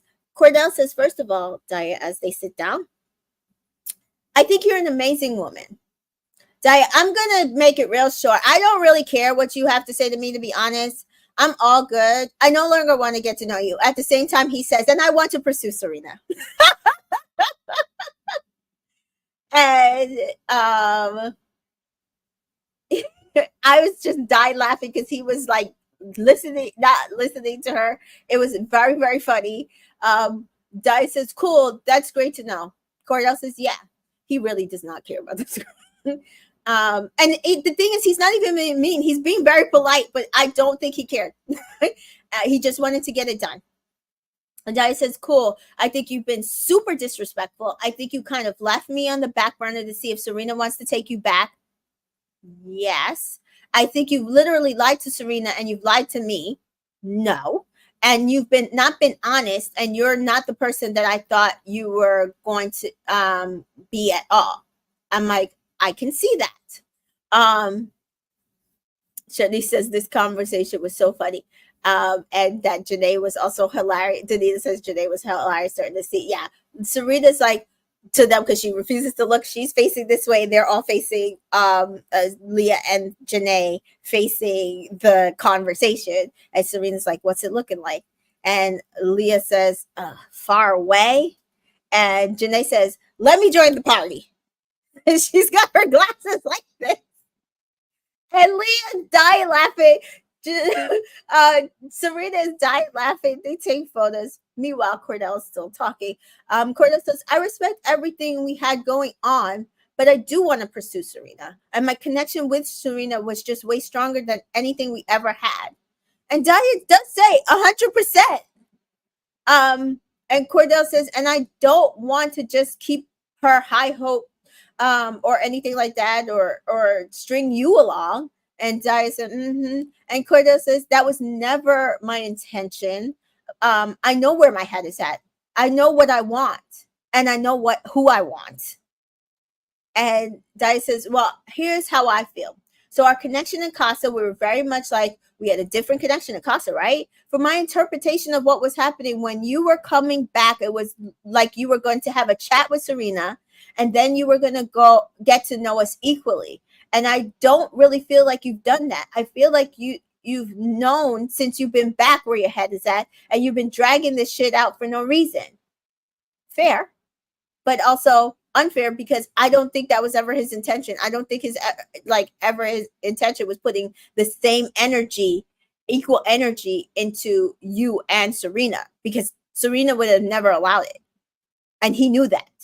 Like she said that. You knew who I was. You knew what I was going to accept and not accept. So I think that was your miscommunication. And Cordell says, I literally told you that I've been feeling it more. And Daya says, but then you said, oh, I still want you to explore things. And Cordell says, because you deserve to explore. And Daya says, oh my God, with what? When you don't want to, when it's one-sided. And Cordell says, well, it's just saying you deserve it. So, and I was just dying. I'm like, Cordell, you're really just not like, while I like love Cordell, he really just wasn't getting that. Yeah, no, not that it was unfair to her, but like, dude, you weren't helping her at all because you didn't want her. And Dice says, I'm not having this conversation with you. Like, you're not getting it any more of my time, boy. You could literally go in the fucking garbage where you belong. I was like, oh, so mature. Look at her being so mature, guys. And leave me the fuck alone. Hi. Jaquan says, I find it funny that you could literally copy and paste the words the guy said to break it off with the copy. Because neither one of them wanted them at the same rate. Shani says, I guess we all can't have conversations like adults. Daya said day 2 earlier. Yep. Mary says, Cordell fumbled the bag for Daya. Yeah. And he realized that, and he was like, nope, fuck this. I need the bag back. Leah says, why did they just walk away like that? It was just like that. And Serena says, well, she did say she was going to beat him to it. Leah says, petty. So then Daya comes over and she's like, I'm just going to say this real quick. And she calls Cordell a child. And Daya says, I'm not even looking in his direction. I don't even want to be in the same room with him anyway. He's all yours. And Serena laughs. She's like, oh my God. And Janae says, it is ghetto in here and I love it. Oh my gosh. Listen, comedy. Now he's garbage, KB says. When she just the other day or 2 days earlier, she said she didn't want him to be homeless, right? Rachel says Daya was embarrassing. Like, stop reporting Serena. She is so embarrassing. She is. Yeah. So Liv and Kane chat and just not anything more than a friendship. She does kind of go over proper procedures for handling her. Like, you should have came to me and you should have talked to me first, and you should have, really said to me like where you were feeling at and that you wanted to pursue things with her. But I get it. We don't handle things the same way. Well, in my head, he says I was going to talk to you both anyway that day at some point, so it didn't matter who I talked to first. Mind you, he didn't talk to Liv at all. So what the fuck is he talking about? Gross ass man. Cordell and Serena chat on the dock. So Cordell just goes to Serena and says, "Can I pull you for a chat?" And Serena says, "No," with a smile. And he says, "Okay." And he sheepishly like tries to walk off. And then she starts getting up. And Liv is like, oh, I thought that was real. And they're like, can someone even, he's like, can someone even say no to that? And Serena's like, yeah. And Cordell says that shit would be crazy as fuck. And she's like, I should have. And so they do head to the dock, and Aaron's yelling like, no, don't go too far. And Miguel says, that's a nice place to get recoupled. And Cordell says, I feel like things need to be clarified. So Dea and I had a conversation. And Serena says, so how did that go? And I'm just laughing as if she didn't know how it was. Like, Serena, you had people watching them, and Daya came over and told you already. And Cordell says, I ended things actually. And Serena's like, oh. And Cordell says, so what does that mean for us? And Serena says, I don't know, Cordell. And Cordell says, fuck. And Kendall says, can y'all see from here? And Miguel says, what are you looking at, bro? And Kendall says, I'm looking at the dock. And Cordell says, I fucked up. And Serena says, And Cordell says, I fucked up. I made a mistake. She's like, a mistake. And he said, I made some mistakes. And Serena's like, And he had put his hand on her leg, and she moves it off. And he's like, I fucked up, but I'm openly admitting to that shit. Like, I did wrong because I really liked you, Serena.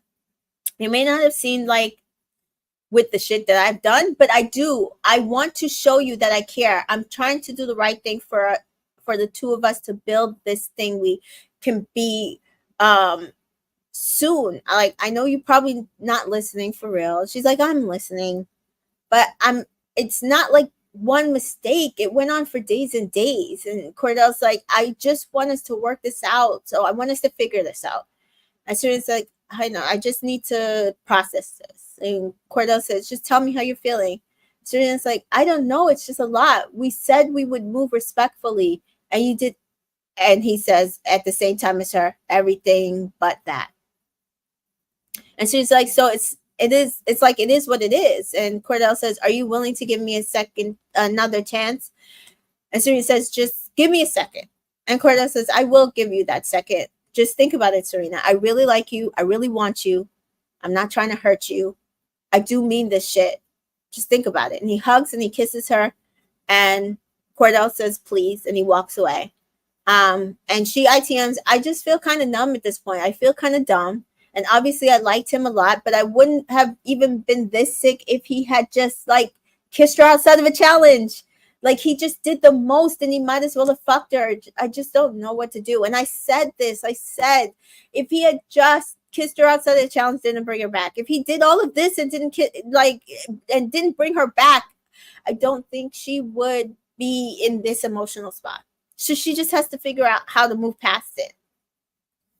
Daquan says, I love this villa because it's huge. The place Miguel and Leah have their chat, we barely see because everyone always goes to Soul Ties or on the dock. I wonder whether there are other places that we didn't see. Yeah, there's little nooks that we don't see, but they might not allow them to like record there for some reason. Maybe the way the camera's out to them, faces out to them. So we see her crying on the dock after he leaves, and we see him sitting on the stairs to the upstairs makeup room, just sad. And Liv tells the girls about what Kane and Ciara had chatted about, and about them having like eye contact from the start.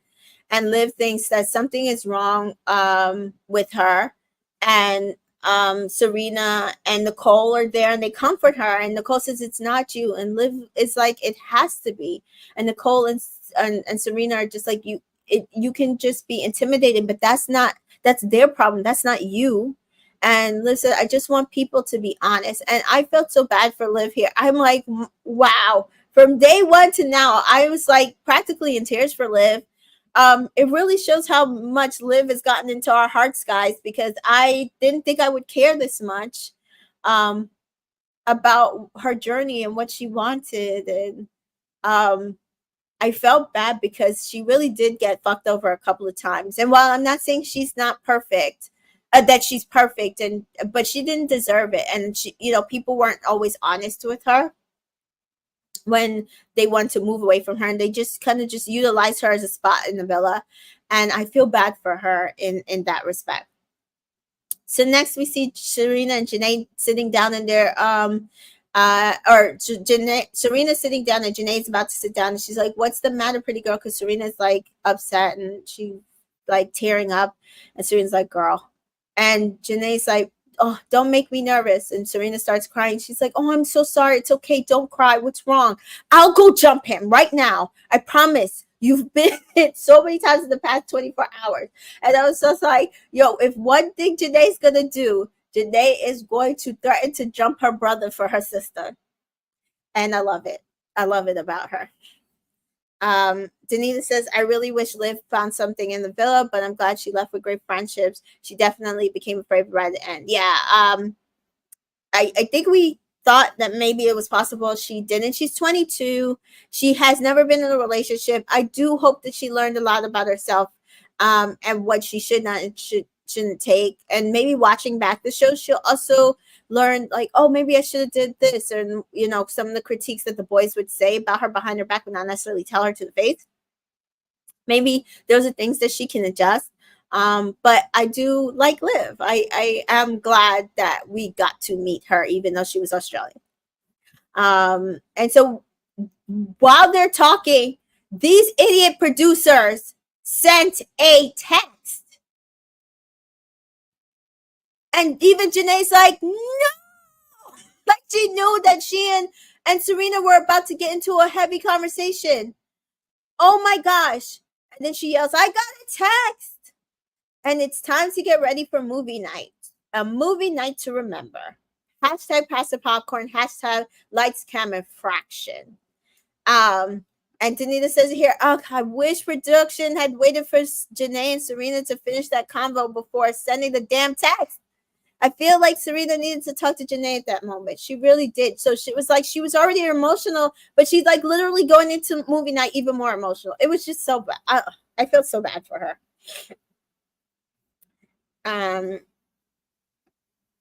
Jake Kwan says, I honestly thought Rob was going to choose Liv. I like her, but I don't know. She wouldn't let her walls down or something because she's beautiful, but for some reason she couldn't make a connection. Yeah. So we do see here people talking about movie night, and Janae says, you're okay. I'm going to be holding your hand the entire time. And Serena says, I know this is going to be drama. I'm not excited to see Casa. Because Serena and Janae both are fans of the show. It has been clear, and they do know what happens at movie night. We see Daniela chatting to Rob. I don't want to do this. And Rob says, why? And Daniela says, Kaylor and Aaron. And Rob says, well, the worst is over, right? And she's like, I hope. Somebody says this is going to be messy, messy, messy. Aaron says, well, you know anything I know to Kaylor. And somebody else says this is going to be the one big shit stir. So it is a boys against girls game, and they are asked questions about sexual activities, and they both have to answer in either the quickest time or with the closest answer. And so we do see the first one. I did not write the questions down, but the first one, the boys do win, and they choose to pick the first movie, which was Idol Hands Her Hand, with Aaron being taught by Daniela. So this is So this is Aaron teaching Daniela him and Kaylor's handshake, and Kaylor is pissed. And he's like, well, I just showed her that part. It wasn't like our full handshake. And everybody's like, can you just like stop? Like you're upsetting her. Why don't you just admit that you upset her? And he's like, well, I'm sorry, I made a handshake. And he does not get how it was like when Demi and India had a handshake, guys, if you remember. And then he went into the casa and he showed Summer a similar handshake. And like, I even think Chantel was like, she was like, oh, he don't like India, because why would you show her your handshake? Like, it's ridiculous. Why would you do that? So the next one, boys win as well, and they choose Bitch Perfect, and it's about the stupid Andrea going home vote, and I literally do not care. And it literally starts a whole argument with the girls. And Miguel says he sees a different side of Leah. It was the most stupidest clip. It was the stupidest argument.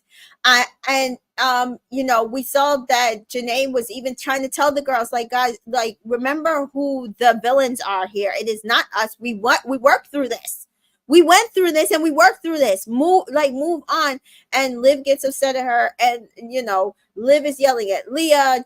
Serena's like, what we're not going to do is yell at Leah. Then Liv turns to, and then Kaylor's yelling at Serena, and Serena's like, get out of my face. And then it was the whole, you acted like a white woman coming from Leah. And then Liv, is yelling at Janae for telling her to, like, not, they might as well not argue about it. And she's like, well, I didn't start the argument.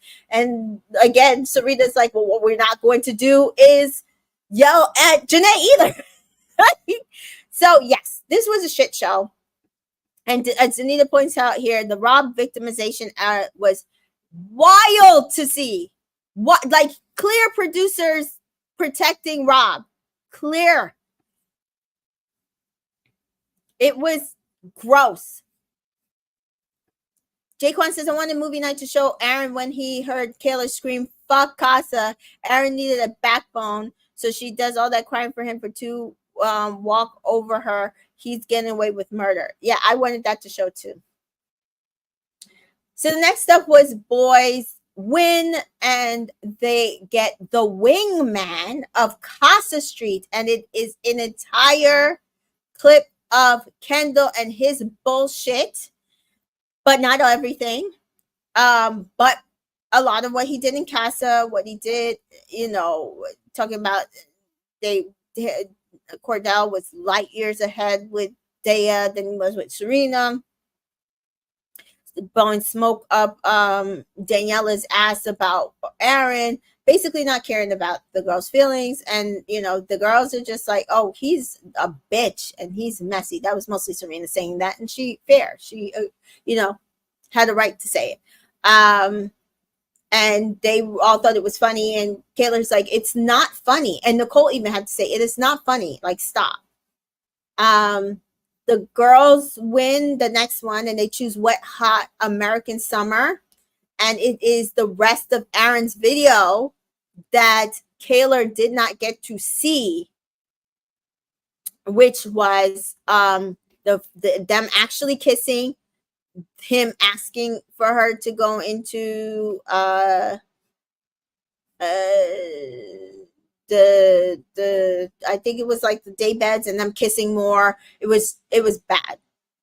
Next up, girls win again, and they choose She's Just Not Into You, and they choose it, and it is Serena, day 2, talking about Cordell, how he wasn't mentally stimulating her. And Leah saying, why are you two my favorite couple? But also, I want better for you.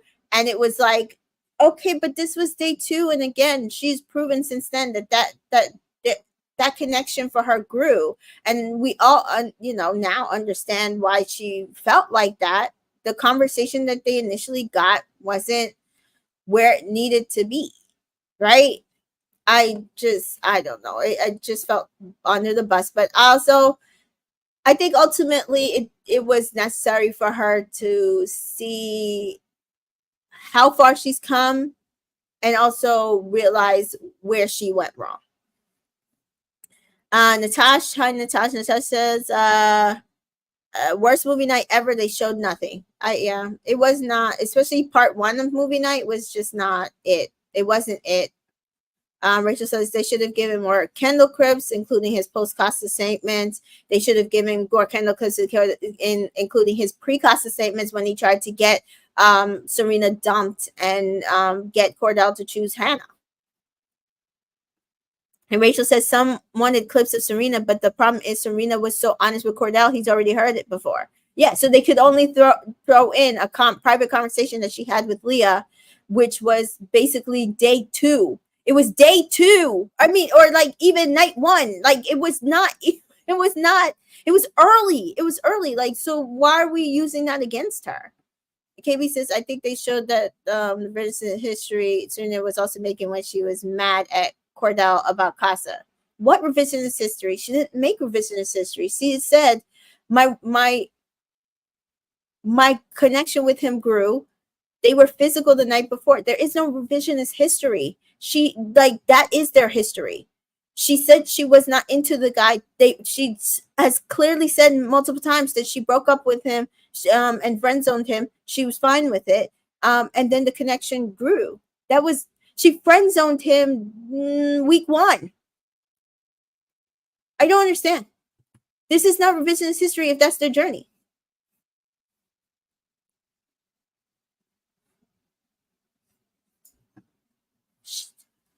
Serena was hurt, yes, but she did rewrite it to make it seem like she and Cordell were on the same energy from day 1 when it was Cordell who was into her versus. She has not said that. She literally has said they had a conversation before Casa.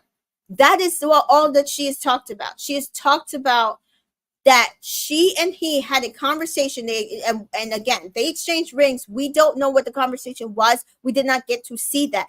They themselves agreed. We don't know at what point this conversation, this conversation did she have with him that they were going to move correctly.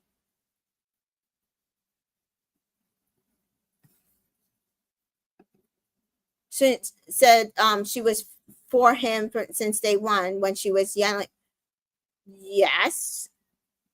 Meaning that since day 1, she's not treated him badly, even when they weren't together. Even when he went on a date with somebody, she didn't treat him badly. Even when he went with Nigel, when she went with Nigel and she could have kissed Nigel in that moment, she didn't do that because it was always him for her.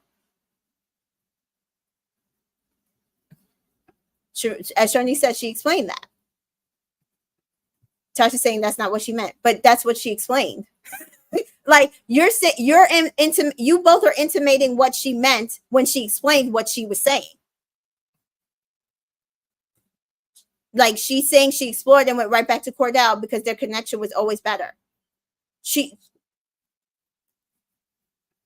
Danita says, I think her comment about always being with him was regard Casa. She didn't need a week to know. Well, yeah, she also said that. But what I'm saying, she's always said that she's always liked him, but she's always moved respectfully, and he is saying that. And they're saying that she's not saying that. Tita says she respected him from day 1, and they've always had an open communication. That's what I'm saying. That's all she was saying. She's saying that regardless of wherever they were at whatever point in the situation, she has always treated him with respect, always told him where she was at, never allowed somebody else to kiss her or do anything. And especially from the point wherever they had that conversation about being respectful and exchanging rings, they agreed that that's what that they were going to do. Next up was The Devil Wears Overalls, and it's literally Leah going over, like going off about Rob choosing Andrea at the recoupling, and I was over it at this point. I'm like, if y'all like Rob so much, y'all caring. Yeah, I don't know what they're saying because she never said she was in love with him from day one. She said she was into him from day one. Like, she's saying that she was just moving in a way that he never moved because he threw it all away.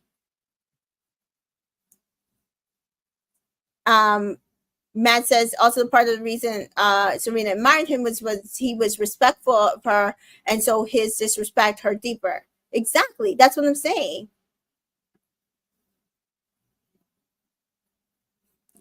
She admitted to not being clear with him. She admitted to not being clear with him about how much she really liked him. Y'all are saying that she never liked him, and what I'm saying to you guys is she is not arguing the point that she like was clear about liking him. She's arguing the point that regardless of wherever the point they were in their relationship, she was respectful of him. She was respectful of him because deep down for her, it was always him.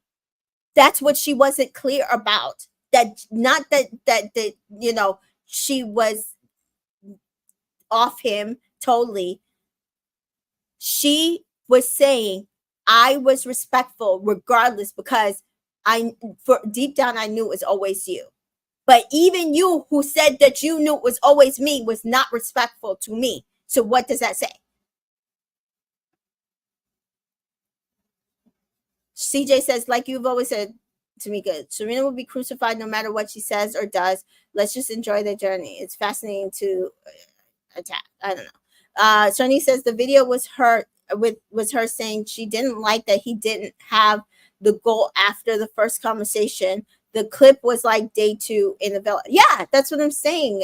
I don't understand why people can use it against her. It was like day 2, and she did friend zone him like a day or so after that. This is all week 1. We know this. She has never like saying she revised history. She has never said she did not do that. She's literally said, I did do that. I did do that. And I get it. I get where I messed up there in making you feel like I did not like you. She even said it the night before Casa. I don't want you to feel like it's not that I'm not into you, or I don't like you, or I don't want this. I do. I really want you. I really like you. And what she realized is for him, he needed it more. He needed it earlier. But to say she revised history about how much she liked him ahead of that, she's never revised history. All she's been talking about is the fact that he was not respectful to her when they agreed to be respectful. That's it. That's it. And even Daniela saying it, Serena was into it before the twist game, which is why she didn't disrespect him on the date with Nigel. She held her true feelings for fear. And that's what I keep saying. People keep holding her twisting on the dance floor when at the end of the day, the rules were if you guys are still open, you need to come off the dance floor. He had a conversation with her. We know he didn't want it. We know he didn't believe it. But at the end of the day, he was saying you are open. And you could see when he said it, Serena's face and body language changed. Her face fell, her body changed. And she's like, mm-hmm. And he's like, yeah, we're open, right? And yeah, what are you supposed to do with that? So if on the rules, per Ian's ITM of the rules, you are open, stay on the dance, get off the dance floor, or you just want to focus on your partner, stay on the dance floor. If he had been like, no, I want to close things off, and she didn't, that'd be different. But he kept saying he wanted to be open. He also had not explored anybody else. Like, we at the end of the day know that she was trying to give him that and opportunity, but people are holding this against her as if she never put were put in that position that was the rules. She wanted him to close it off. He just didn't. Could she have closed it off? Yes, but I think she wanted to give him the opportunity to explore somebody else. But she's only friend zoned him once. That is not a friend zone. That was literally them having a conversation in the morning and she going by the rules of the game, which was their conversation in the morning. They were still open. She only, as Daniela saying here, she only friend zoned him once. Only once. I don't know why people keep saying it multiple times. It was literally only once. Um, uh, Bridget says, I don't know what ITM means. Okay. So ITM in reality TV speak is in the moment confessional. So when you see whenever you see a like separate individual video of somebody just talking to camera, talking to the producers, telling them what is going on in their head, what they're thinking, how they felt about the situation, that is a confessional or an ITM, an in the moment um, uh, speech about what was going on and how they were feeling.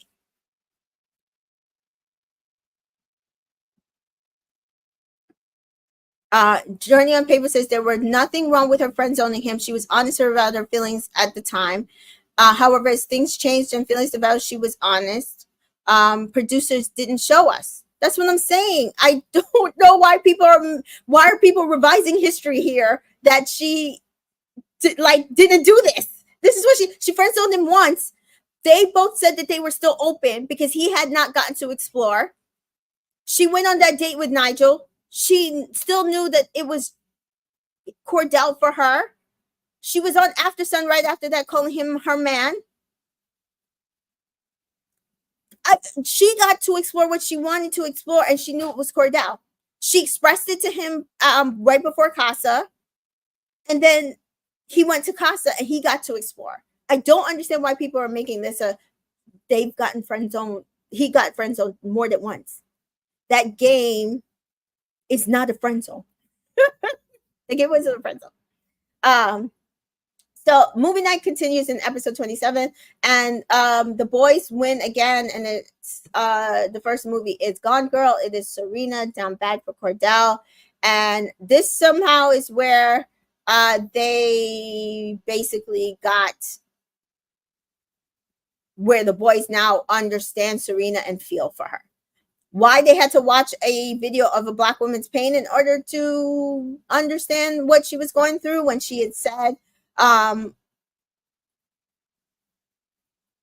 when she had said she went through it. I'll let you guys figure that part out. But we do see Cordell watching the video and she's crying. The one where she was on the floor in the girls' makeup room. She just misses Cordell. She wants him.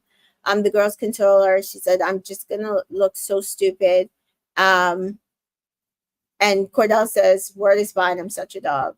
And Serena's like, oh, that one was rough. Cordell ITMs, because then we see her watching the video when it got sent. We see her, getting upset, but like holding in her feelings.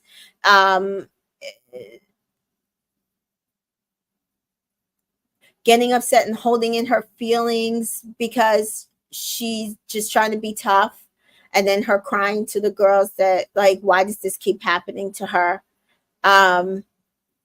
It was funny because he did say he did say that he wasn't humping on nobody, and to be fair, I think he's saying it because he wasn't really humping on her. Daya was humping on him. So he does ITM that Serena told me she said all of that and that she was sleeping outside and just seeing it, that shit kind of hurt me. I don't even have a place to be hurt, but I feel like I feel like, damn, like, what did I do? And Serena's crying and she's like, I just look so dumb. And Leah says, no, not at all. And the other girls, including Daya, shakes her head. And Kaylor said, did you say you look dumb? And she's like, he looks dumb. Him and Aaron, they look like fucking idiots. And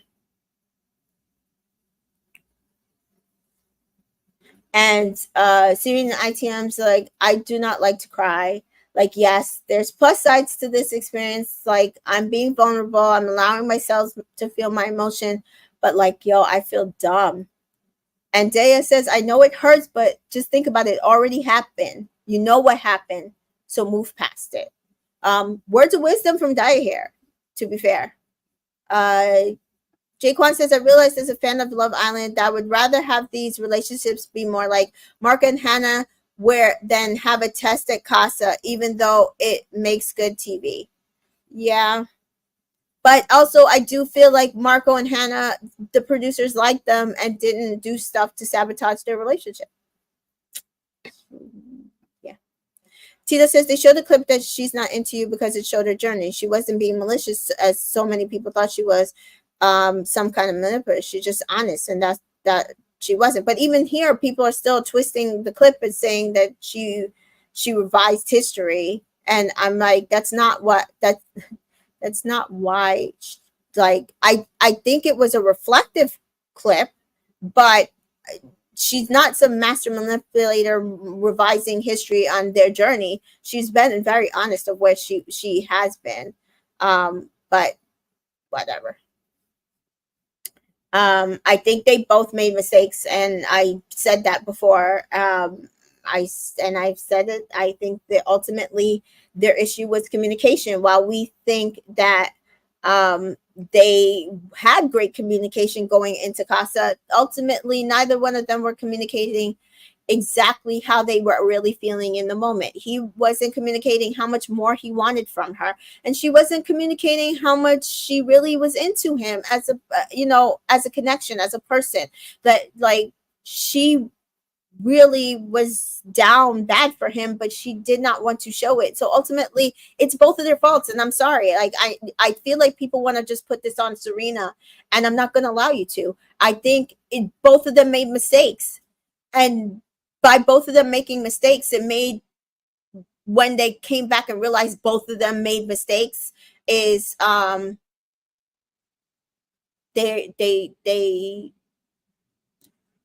they really got to figure out where they could mend the mistakes that they made. And it wasn't, because surfacely you could just look at this as, oh, he fucked around on her, he brought back Daya, and it should be done.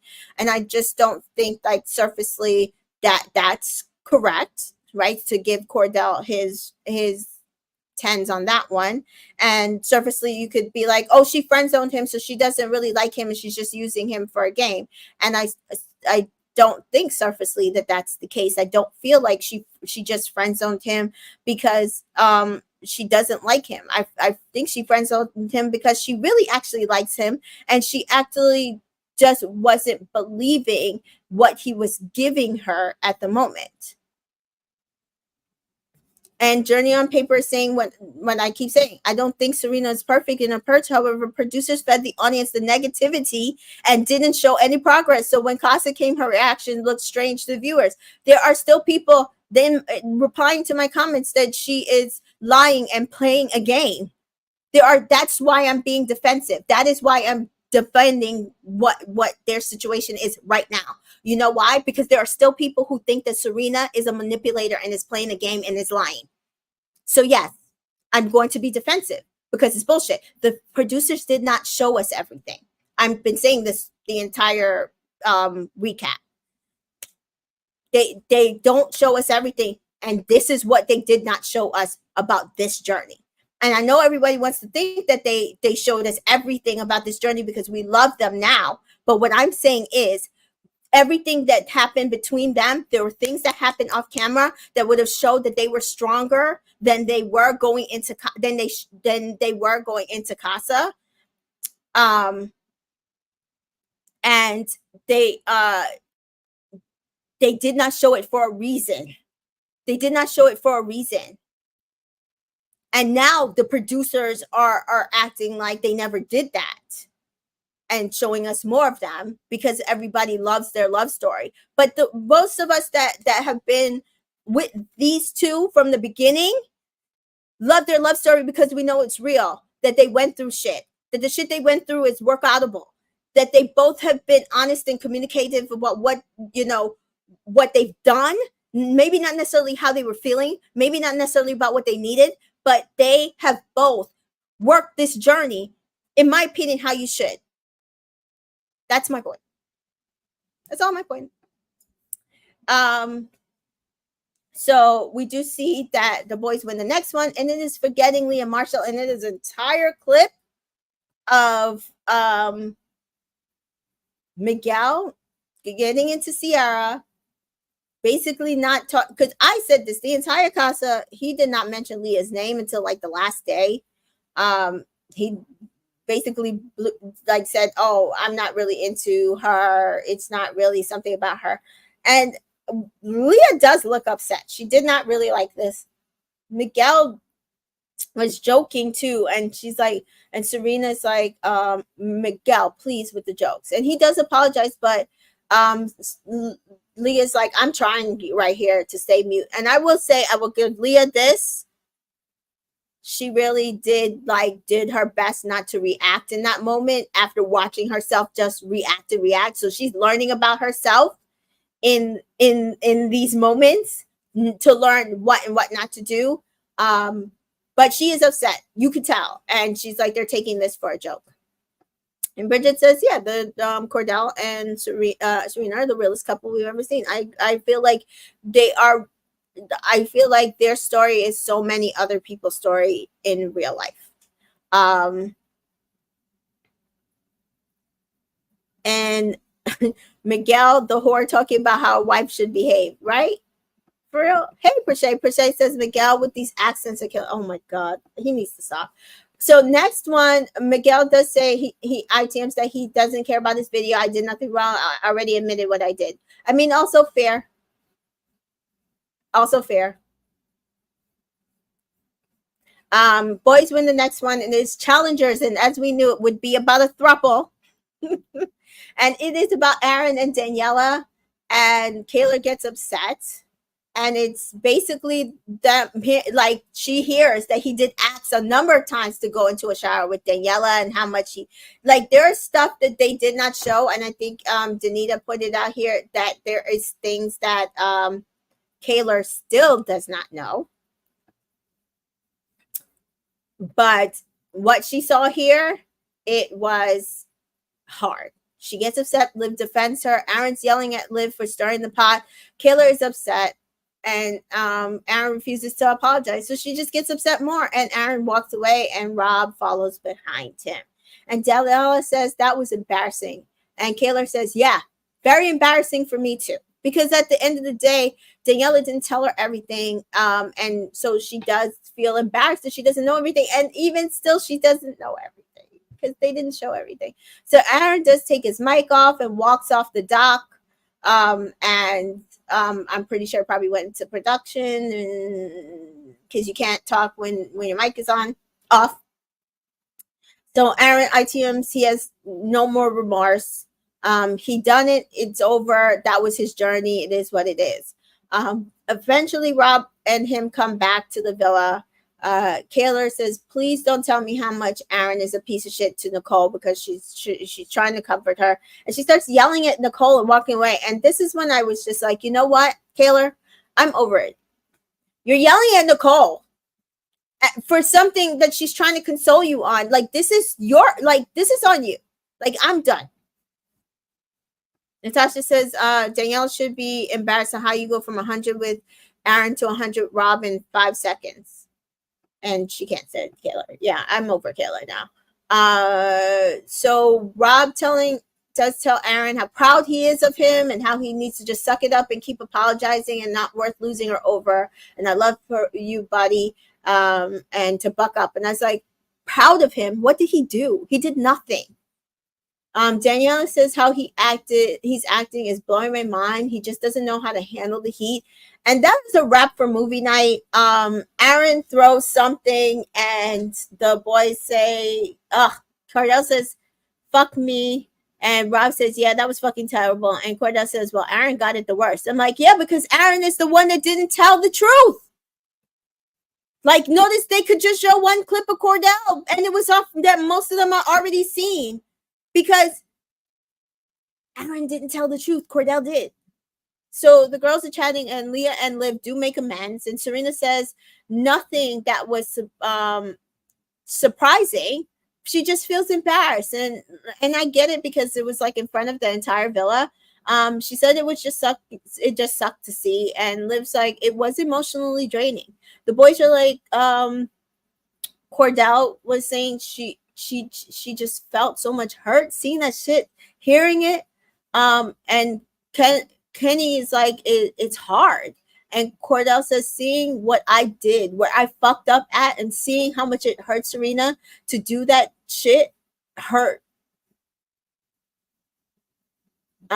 Hearing it was one thing, but actually watching it is crazy. Like, so it's just like a clear reflection for them. Rob, have been really great with Daniela, but she didn't do anything wrong. But some of the stuff that she says to Aaron, she said to me. And Kendall says, questions your authenticity, huh? And Aaron says, yeah. So Aaron, yeah, these girls are all not that great. Remember, like you were acting like they were like the best thing since sliced bread. Aaron says, I told her most of those things, so I don't mind the videos. I understand it's gonna upset her, but I wanted to do it. I do not regret it. I do regret it now, but wasn't thinking about Kaylor. And I'm like, but you did not tell her most of those things. You did not go into depth of what you did. You blew it off, sideswiped it, like, and you made her watch it in order for her to kind of get most of the concept. So Kaylor is upset. Rob and Aaron again chat, and Rob says, step back. She may feel like we had something. Oh, he wants to take a step back from Daniela. She made it seem like we had something the whole time. But he feels like the worst is over. I'm like, I don't think so. Dreadful Ruby says, it's so funny coming from Rob. So as if she shouldn't question the authenticity of a guy who's very, very clearly isn't as into her when he was with Andrea. That's what I'm saying. Nicole says that was the worst night in here by far to Kendall. And Kendall's like, yeah. Nicole, you and your mouth. Denise says, did I miss something? Because I don't remember them playing anything Danielle said that was similar to what she said to Rob. I'm lost. I'm wondering if there was clips we didn't see. We saw a lot of titles. It's possible that there were clips that we just didn't see them like actually show. So yeah. Mary says, I do think it gets hard for some fans to separate criticizing behavior. Doesn't mean you don't like or support a person in their journey. I don't think most of us have a problem with critiques. I will criticize anybody's behavior. I think criticizing behavior also has to be true, and I think I said this either here. I said this on Friday during Friday during our Love Island UK. If you're not watching and actually giving your understand criticism is a opinion.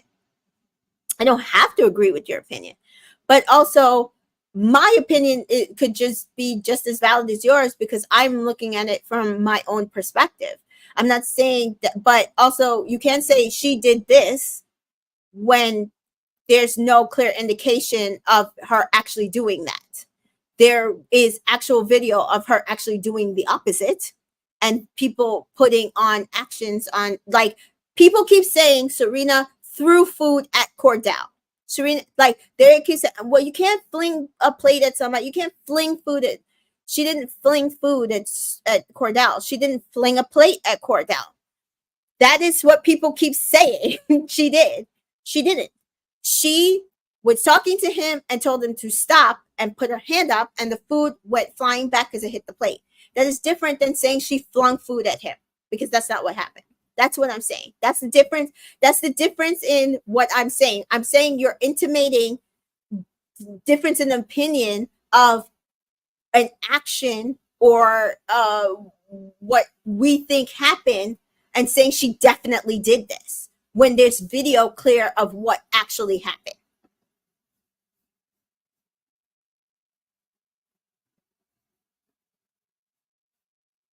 And Jennifer Ruby says, yeah, like she pushed the plate away. Like after a number of times, she said she didn't want it. That's what I'm saying. That's all I'm saying. I'm saying that somebody did something has to have some sort of backup to say it. And I'm never saying that 100% that somebody did or didn't do something, because if it's clear that something wasn't shown, when two people are wearing rings and both are saying they had a conversation, because Cordell is saying the same thing, and that in this conversation they have both agreed because of the connection they were going to move a certain way. They exchanged rings and we never saw it, which is an action. How can you say that somebody is revising what happened prior to Casa Amor after Casa Amor about their connection? Because we don't know at what point she's saying she said these things to him. Because we missed an entire conversation where they agreed to share rings that were meaningful to them. And to me, exchanging rings like that means a promise of something in a connection. And Shani says, right, I went on it, in on everybody this season except for Janae. Everybody can get it. So yeah, Kendall says, I tend to overreact. That's how I am. Nicole says, yeah, but the verbiage was different in the video. You have a close relationship to the girls. And Kendall says, well, yeah, it doesn't look good that I didn't have their back. And Nicole says, and they take this to heart. Kendall says, well, I fucked up on that. Nicole says, yeah, if I'm Serena and you're my closest guy friend in here, and I'm watching a video of you cheering on my guy with another girl, I'm going to feel away. And Kendall says, yeah, I get that. I will apologize to Kaylor and Serena again.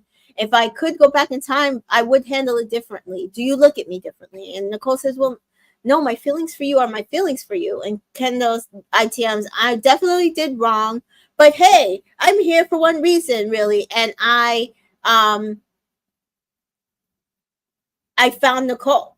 And I'm just like, so that is all you took out of this? Like I was shit to friends in here, but you know it's fine because the only thing that matters is my connection to Nicole. No. V says, I feel like Nicole doesn't like Kendall that much. Her conversation with him gave her the ick. I feel I do too personally. I feel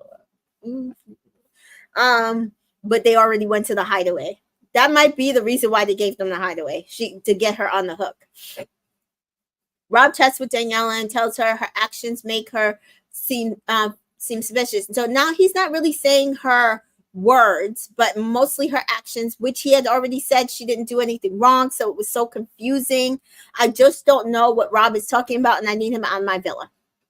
Danielle does said she regrets everything that she did with Aaron because it just made things worse, and they are happy that movie night is over.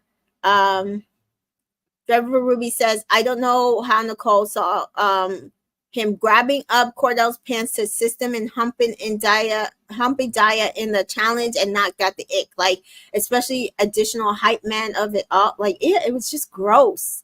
Danita Kendall does not care, and he only apologized because Nicole felt away. I agree. And Shani says, I think the hideaway gave her the oh my God, no. KB says Nicole is too far gone to swap now. They're headed to the end of the season, see this day or lose the chance of money. Yeah. And I do think in their head that they feel like they have the best chance at the money. Natasha says, I always have trouble finding the last part of the season with this show. Everyone is afraid to take any risks and stick with the people because the game is always over. Yeah. I mean, true.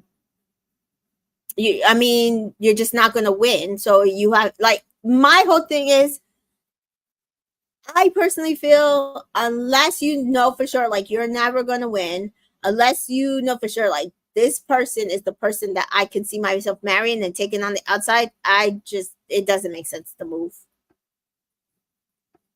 Rich says, that's strike 2 on Kendall for Nicole. I agree.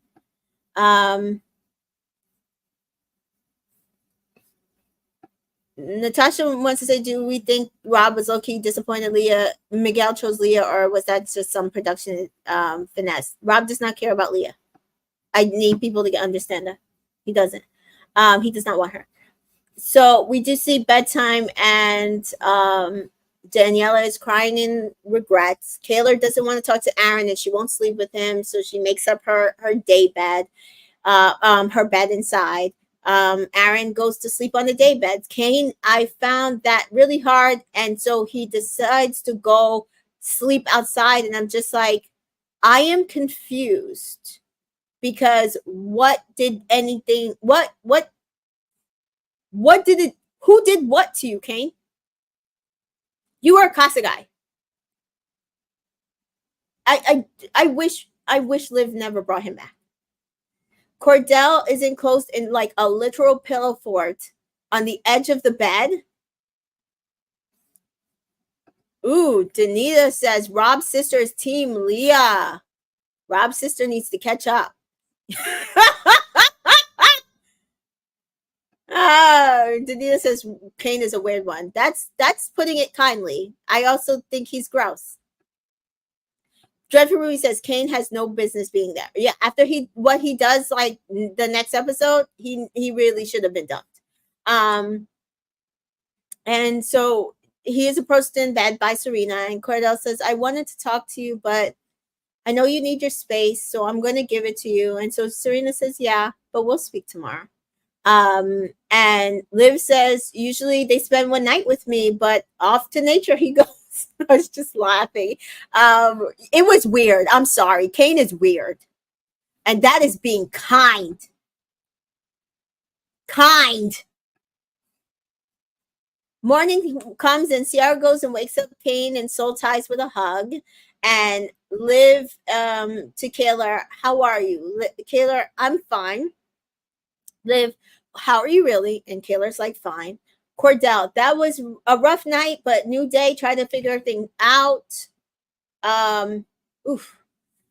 Kendall brings breakfast to Nicole, and then to Serena and to Kaylor, and then apologizes. Janae tries to get Leah to calm down, tries to tell her to be okay with her response in game night.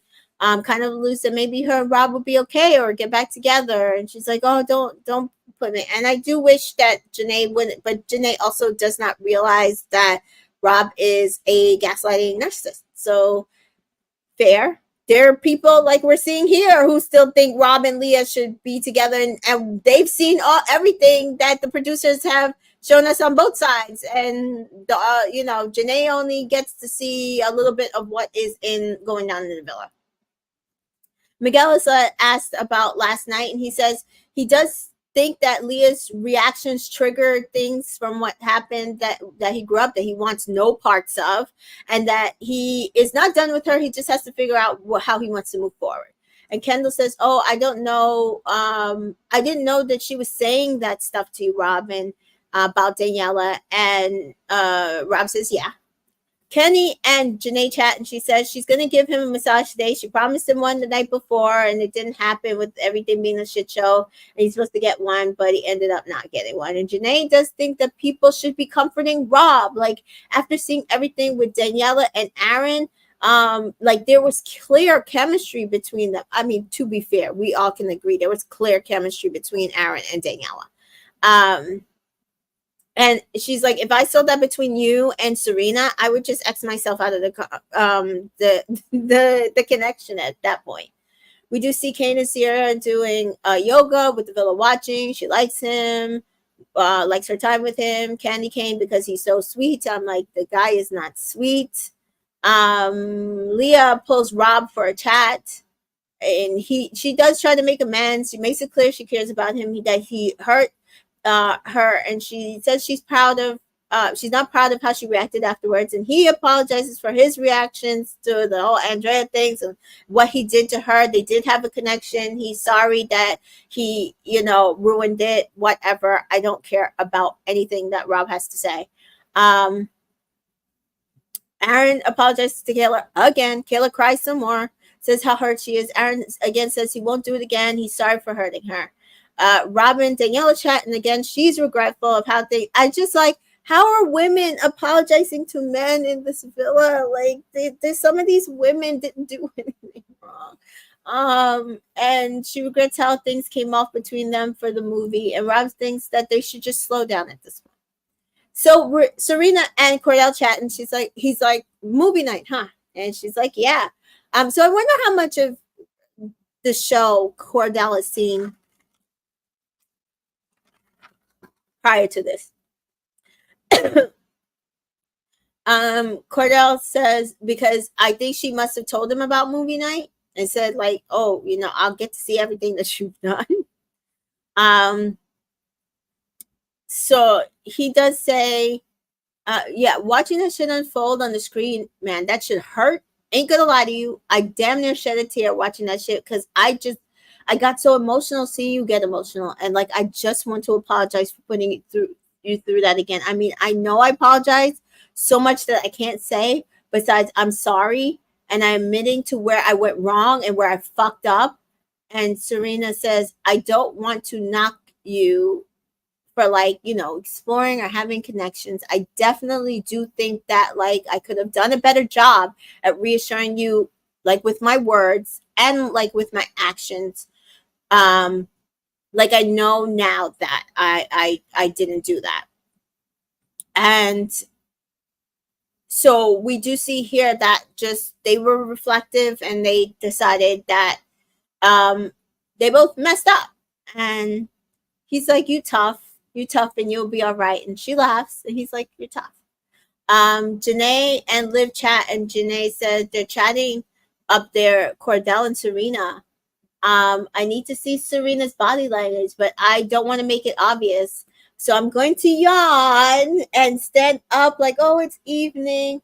And she's like, oh, they're laughing. Let's laugh, right?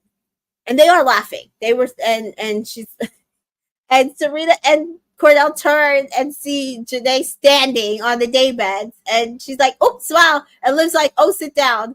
And Janae flops down, and Serena says, Andy's coming. And she's like laughing. She's like, he's like, what? She's like, Janae and Liv. So I don't know if anybody got that joke that Serena made.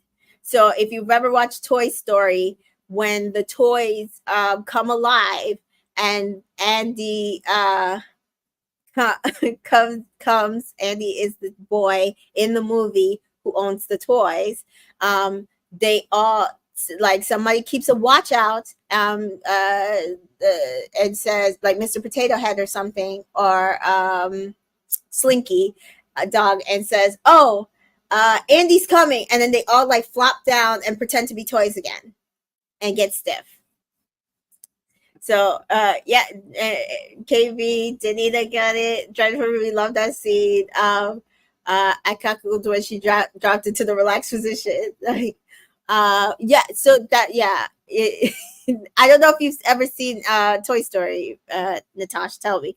And Jennifer Ruiz says, I missed her saying that. That's even better. Yeah, it was funny. It was a really, really good scene.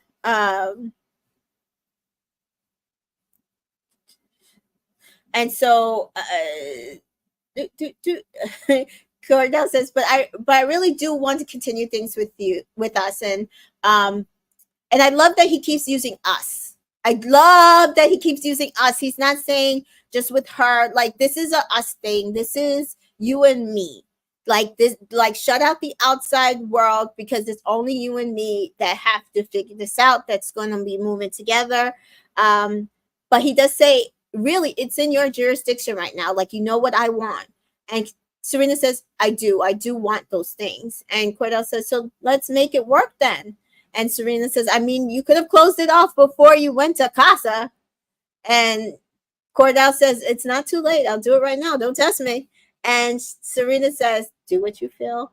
And Cordell says, so I'd like to close things off with you. I want to focus on what we have going on right here, right now. Right here, right now. And Serena says, I'm down with that. And Cordell says, for real? And she's like, yes. And she moves closer to him. I don't want anyone else. And Cordell says, me either. I don't want anyone. And he grabs her and he hugs her. And Natasha says, I like the way Serena handled that conversation. Yeah, like, so I want to put this out. When I'm saying that people still think that Serena is not telling the truth, I've made comments because they posted this conversation on IG, and I have gotten comments responding to me from people saying that she only did this because she wants to win. She's not still into it. So when I say that, I'm saying that from what I'm seeing. I don't just give an opinion based on just what's happening in this chat or what I just see in one. I try to go on all social media and see what the lay of the land is. And so, yes, that was what happened. There are people who still think Serena's playing the game. I don't, frankly, I've never thought that. Feel like, and there are people who have come out the villa and they've all said the same thing. Serena's the realest person in that villa. Like her or not, she's the realest person in there. And so I don't personally feel like she's playing a game. So yes. Serena ITMs, I'm a little giddy. I missed him, and I'm a tough girly, but I'm soft inside, and it takes a lot of crack through the shell, but he's done it. And so yes, Dreadful's, they're falling hard. Danita, they are so cute. They are so loved, and so it's so cute to see. And Danita says, if Serena's playing the game, she's not playing it well because Slow and Steady does not always win. Exactly. Dreadful Ruth says, how can anyone can't see how much she likes him? It blows my mind. I don't get it. Jaquan says on OBJ's on his IG story told people to vote for Cordell and Serena and crashed our app. He sent that out. He sent out the bat signal, and then when the app opened up at 10, it crashed. First time ever in Love Island USA history. Absolutely wild.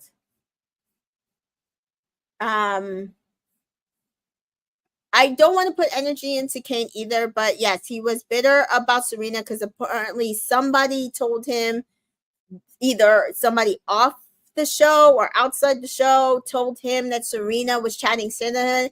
And I'm like, it could only be 3 people, but he said it wasn't Liv, so it can only be 3 people that he has talked to that came out of the show, who was on the show with him, which is Liv, Daya, or Catherine, and they're all going to be on After Sun tonight. So, and they recorded it like not like a couple of days ago or yesterday or whatever. So at the end of the day, one of them told him supposedly like he liked Serena, but she was talking shit about him, and probably because he dumped Liv.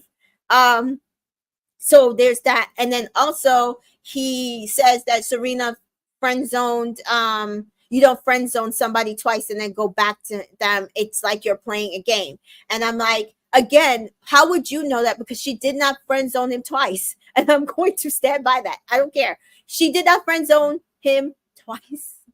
I don't know. I don't know where people keep getting this. Bridget said, it took me so long to vote. Yes, because the app crashed last night.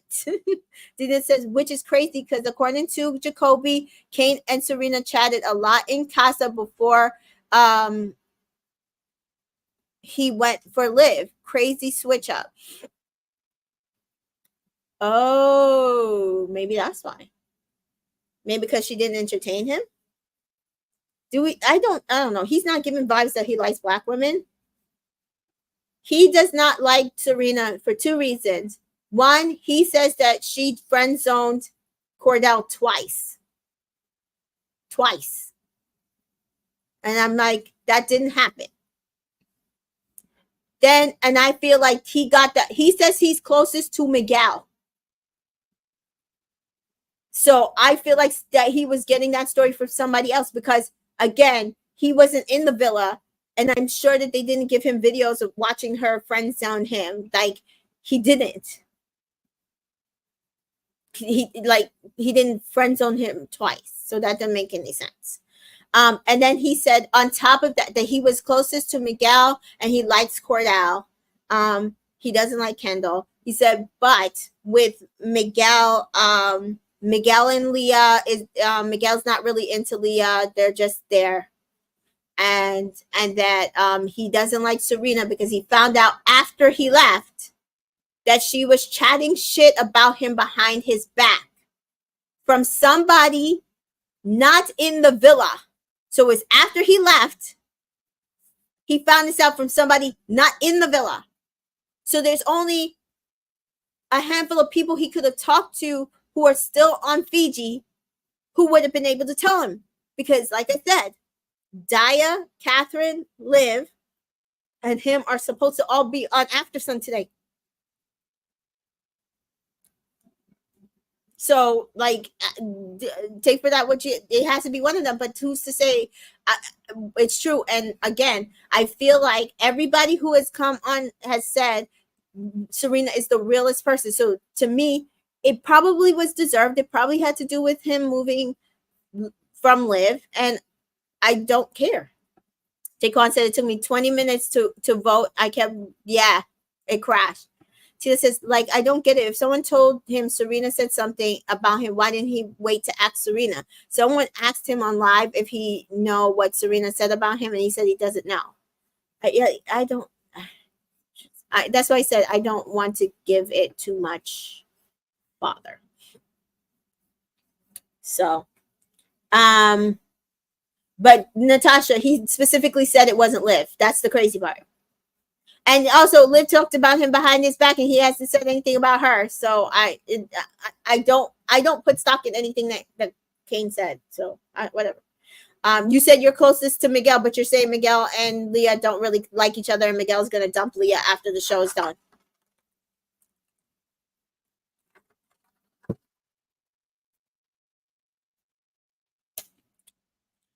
Catherine also went live. Daya went live. Daya said that she's voting for Cordell and Serena. They have something real. Catherine says that she's writing for Kenny and Janae. They have something real. So and Kane basically said he's writing for Ciara and Harrison because whatever. Rachel says everyone has so much smoke on live. So let's see what these dumb titles move on Aftersun. Yeah. So yeah, we see Serena gather the girls. Cordell goes over to the guys, and Liv says she's glowing, and we do see Cordell say to the guys, "We decided to work things out." Serena tells the girls, "We close things off," and everybody is so happy. And then Cordell is like to the guys, we also decided to close things off, and they are screaming. And so everybody was so happy though, except for Kaylor. Did anybody notice that she seemed so upset? Let me know. Liv says, "You're so happy. Say it again." And Serena says, "We close things off." And she had this huge smile. Rachel said, "I love this scene. We haven't seen Serena's pretty smile for days. It was just huge and big and joyful. And I love this scene, guys." Cordell says, "Guys, she's my person, man." And it was just wonderful.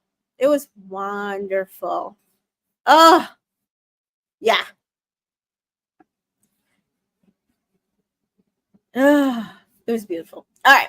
Kaylor says, somebody asked her what she's gonna do. She's like, "I don't know if I should still pursue things or cut things off." Aaron pulls her for a chat.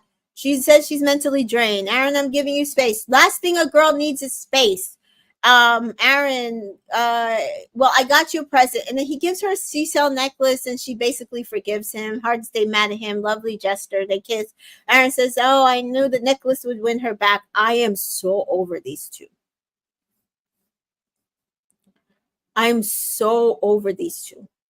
Daniela says, "If you had stood on business, maybe you." Like, I feel like if she had stood on business a day at least, 24 hours. 24 hours. Maybe she would have gotten this. Maybe. Maybe. And Natasha says, "Has Aaron even closed things off with Kaylor yet?" No, he hasn't. Hey, Miss T-Joy. Miss Teacher says Kaylor was jealous of Serena. That's what it looked like to me, but Claudia says, I'll be surprised if they make it after this last vote. Yeah, I'm not sure. I'm not sure about them making it. Tito says, am I the only one who wants them off first? I mean, I have a hit list. I don't want them to win. I'm okay with them getting to the final. I personally want Kendall gone. And I also want Rob gone. And so, like, I just don't want them. I don't want either of them to get into the final. But, yeah, I'm not sure if anybody's even voting for Kaylor, because when we're looking at it, it literally is mostly people voting for PPG. And like straggle of votes for Rob and Daniela. I think I saw. I haven't seen anybody voting for Kendall and Nicole. I haven't seen anybody voting for Aaron and Kaylor. And KB says, I want Kendall, Rob, and Aaron gone. I'd be happy with multiple couple additions. Yeah, so I'm just not sure. I mean, maybe those people are just loud and proud about it. There could be multiple people voting for them. I just haven't seen it, and I've seen polls across Facebook, Reddit, Twitter. I looked in IG comments. I'm not seeing it. So Miguel and Leah chat, and Leah says it was a learning, it was a lesson she had to learn, basically. And Miguel says, yeah, it triggered him. And Leah says, it triggered me. And Miguel says, on the outside, I would have just dumped you. But here, you're still the person I want to get to know. And Leah agrees, I missed you. And Miguel says, I missed you too. And Miguel says, I don't want to judge her off of what I saw in the video. I want to judge her on the person I've been getting to know. And Miguel says, I did feel for you, because who wants to see themselves in that light? And Leah says, but I needed to see it. And so they're back on track. Mary says, I only see sympathy votes for Kendall and Kaylor because the people are being misunderstood. Okay, you saw more than me, because I haven't seen anybody voting for them. So I mean, I'm sure people are voting for her. Like I said, I just not sure if they're being loud and proud about it. So they get ready for the night, and Ken and Ciara are going good. Liv is stuck in a rut, she feels like. Kenny is asked who he's chatting to, and Kenny says, Janae. And they said, yeah. And he says, yeah, I just want to be with her. And Cordell is asked about Daya, and Cordell says, I get why she doesn't want to be friends. That's cool. And Aaron says, Kayla and I talked earlier. We're going to try to get back to where we were before this, but it will take time. Kaylor says to the girls, it's hard to stay mad at somebody you don't want to stay mad at. Someone you love. And girls all come downstairs. They hug and kiss their connection. Cordell picks up Serena and literally sweeps her off her feet and carries her. I was like, we are so back, people. He's carrying Serena again. I love it. I love it. Bridget says people who don't like Serena are voting for Kendall. That makes sense, actually. Dreadful Ruby says, I've seen support for Kendall and Nicole quite a bit on Facebook, but it's literally not a single comment for Karen. Okay, so we just have to vote for Serena and Cordell and Janae and Kenny as much as possible. Multiple devices, people. I've already said this. Yeah, crazy. So, listen, to be fair, if Kendall gets into the final, I'm fine with it as long as he doesn't touch the money. I want him in fourth place. I want you to know you had no chance of touching the money. Sorry. So we do see Kenny makes a sweet toast, which I did not write down, but Ariana comes into the villa quietly, and then we see Aaron climbing on top of Kaylor. And I think somebody had said it here earlier. I tried to bookmark it, but he is just sexually attracted to Kaylor. This is what I'm getting. That's all I'm getting from it. He's just sexually, I don't see that he actually is into Kaylor whatsoever. So, but Ariana comes in and she greets everybody and they freak out and they're like, oh my God, what does this mean? And Ariana says, can you all gather at the fire pit? And so tonight there will be a recoupling. Boys choose, 3 girls will be dumped.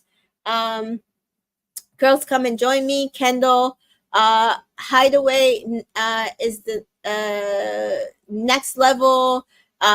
He is exclusive and he chooses Nicole. Like his speech was nothing. KB is not sure if he's even sexually attracted at this point. He got away with too much energy for Rob and Daniela in comparison to. I mean, I think it's also possible he's more sexually attracted to Daniela and had more of a chemistry and connection. But I think he is sexually interested in Kaylor, and that's what they're riding on right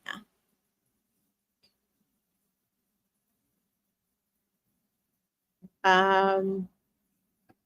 Jaquan says, I voted for Miguel Lee, even though I want Cordell and Serena to win. I don't know. They are going to be 2. I have a lot of votes, so they didn't need mine. Okay. I mean, I think it's fair. We're trying to get, so this is the thing. The vote was to try to get people into finals week, I think.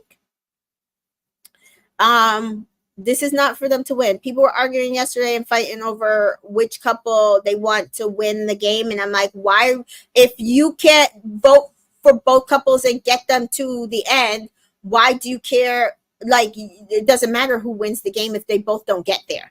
So you're fighting, arguing about not like who should get 1 or 2, when if you don't vote for them both, they're not even going to even be a factor. So I voted for both Cordell and Serena and Jana and Kenny. I had my kids vote for both for me, and I could. Those are the 2 sets of people I want in the finals. That's done. Now, when the finals come down to and who I want to win, I'm choosing one couple, and that's the only couple I'm voting for. So next we have is Kenny and Danita agrees, voted for both of my girls. Kenny is says, since the moment I walked in, I wanted a mature woman, ambitious, stand up for what she's feeling, compliment. I think I compliment her. She compliments me. I have butterflies. I am giddy. I've always wanted to be around her. We're touchy. We're real touchy, and I have really never felt this nervous around a woman. And when she comes down those stairs every night, I just admire how beautiful she looks. Janae, I'm not crying, you're crying. Kenny, the girl I want to be with is Janae. And Janae says that was the best speech. And Ariana says, Kenny, I didn't know you were a poet. And Kenny said, I was speaking from my heart. It was beautiful. It was beautiful. Guys, that was the most beautiful speech ever. Janae deserved every word of that speech. It was too sweet. It was beautiful, guys. So Ariana then says, Cordell, you're up next. And Cordell's like, damn, you're gonna make me go after that shit. And my thing was, if there was anybody who was gonna have like go after Kenny and knock it out the park, it was Cordell. Cordell says, because I never thought I'd fall for someone like this. You know, these feelings that I can't shake, it's just there. And they are, they've never left since day one. Since the moment I laid eyes on her, I already knew. She's got me in a chokehold, and I'm not going to sit here and cap to you, and it's real tight and it can't be broke. I'll fuck around and pass out, So I like her. I miss her a lot. I miss the way she smells. I miss the way she smiles. She laughs, the way we joke around. It may have been a rocky start, but slow and steady wins the race. And look at where we're at now. Look at how far we come. Crazy to say this, but I'm really falling for this girl. And so the girl I want to choose is Serena. Guys, listen, People are comparing their speeches, and I'm over this as well. Stop comparing their speeches. Why would you compare their speeches? They both spoke to the girl that they like had a connection with. Like Kenny's speech was perfect for Janae. Perfect for what Janae needed to hear. Perfect for an embodiment of him and Janae's connection. And this speech was perfect for Serena and Cordell. Perfect for their journey. Perfect for how he was feeling about her. Perfect for what she needed to hear. Just, Bridget said she was blushing. Daniela says Cordell was so nervous. Tasha says a lot of people voting for nearly 400K now on IG. No question she will be in the final. Just hoping Janae and Serena there too. Kenny is speech was for fire. Rachel Marie says Cordell's speech was beautiful and it captured the relationship perfectly. Sharnice says he wanted. Sharnice says he wanted to say love her so badly. Jaquan says I'm not the biggest fan of Kenny, but I admit it was a nice speech. I like Kenny, Cordell, and Miguel's speech for different reasons. Sharnice says I cried at both speeches. They both were beautiful. And Miss T Joy, that speech made me cry. Danita says jumping the gun here, but Cordell wanted to say I love you when they were in bed, but he stopped himself. I was like, so yes, Serena sits down. She says, I love that you said you were falling. And he's like, get off me. And so Ariana asks Serena about that speech. And she's like, I'm just excited. And this is the best thing that I wanted to hear. I kept saying it days before watching it. And I said, Serena's going to have to admit where she was wrong. Cordell's already been admitting it, but he'll have to say it again too. But they both just need a fresh start. They need to not look back. They need to look forward. And Serena says it here. We had a chat recently that we're going to, start from scratch. He did things in Casa, and I did things before Casa that I think we both could have handled better.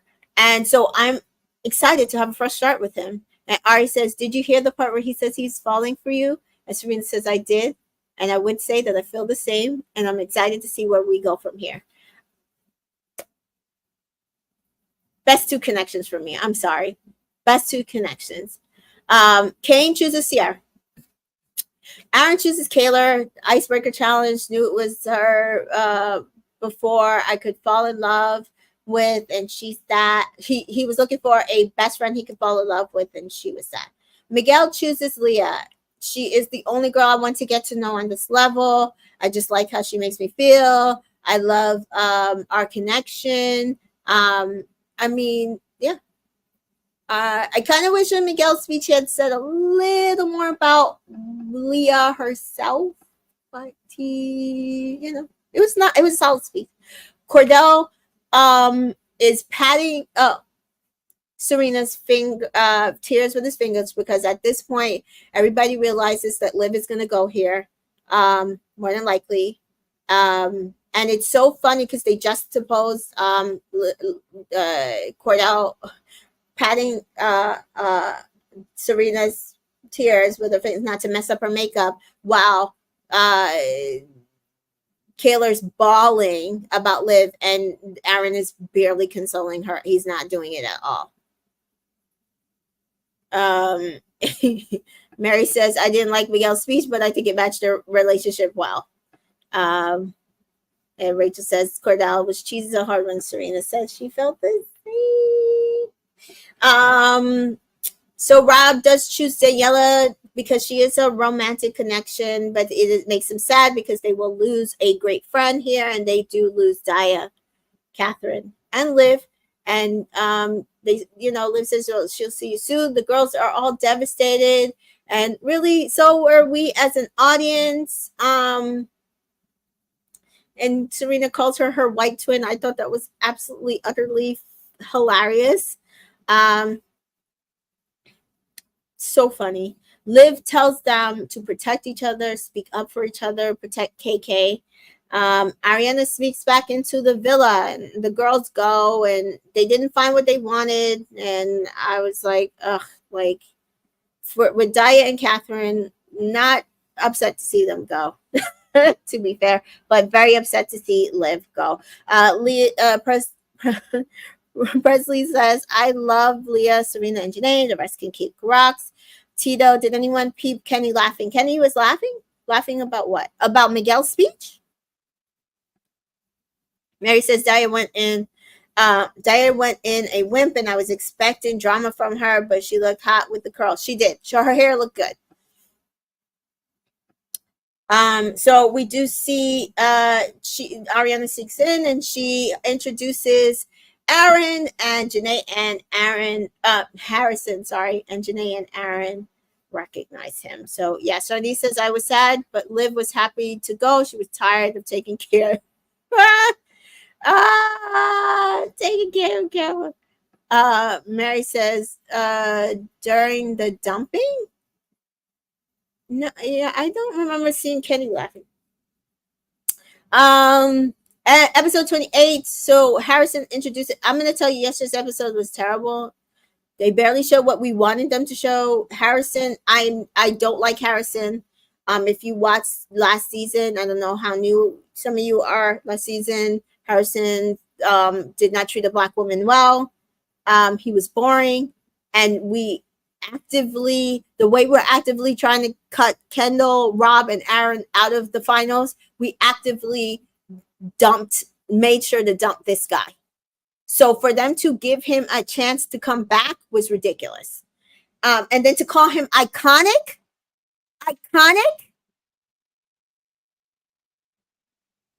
Ugh.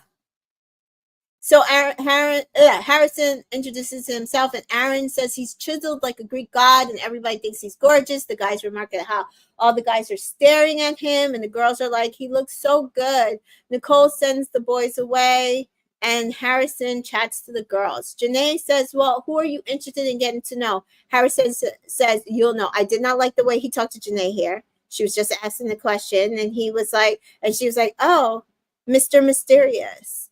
So everybody who was worried about Janae turning away from Kenny to go to Harrison for what? He does not like black women. He wasn't even going to pretend to this time around. Nicole snorts. It is clear that she actually really kind of liked Harrison. She could not stop talking about how fine he was. Yeah, Tasha says I skipped through so much of this episode. Yeah, this just was really, really just annoying. It annoyed me that he came back. He asked the girls all what they do for work. So some of them lay out what they do for work. It was very interesting to find out what some of them do for work, especially like Kaylor. She's in psychology, and she works with young children. Yeah. And yeah. Interesting. And Serena is a data analyst for a media company, which I thought was interesting. Yeah, listen, these women are smart women. Danielle wants to be a veterinarian, so she's studying animal sciences. Very, very interesting. So he asked the girls all what they do for work, and then Harrison pulls Ciara for a chat. He asked how her experiences so far, and she said good. And we do see Kane is like freaking out. Harrison is, says he's very regimented. He likes the beach sort of life. And he says like Ciara's company, he likes Ciara's company. She's easy on the eyes. And Ciara says that he is a combo of Chris Hemsworth and Jesus. So we do see Harrison pull Nicole for a chat, and Kendall freaks out. Like, who's up for another love triangle? Harrison and Nicole chat. She flirts with him, and he said, oh, isn't there something here that says stay wild? And she's like, yeah, in the hideaway.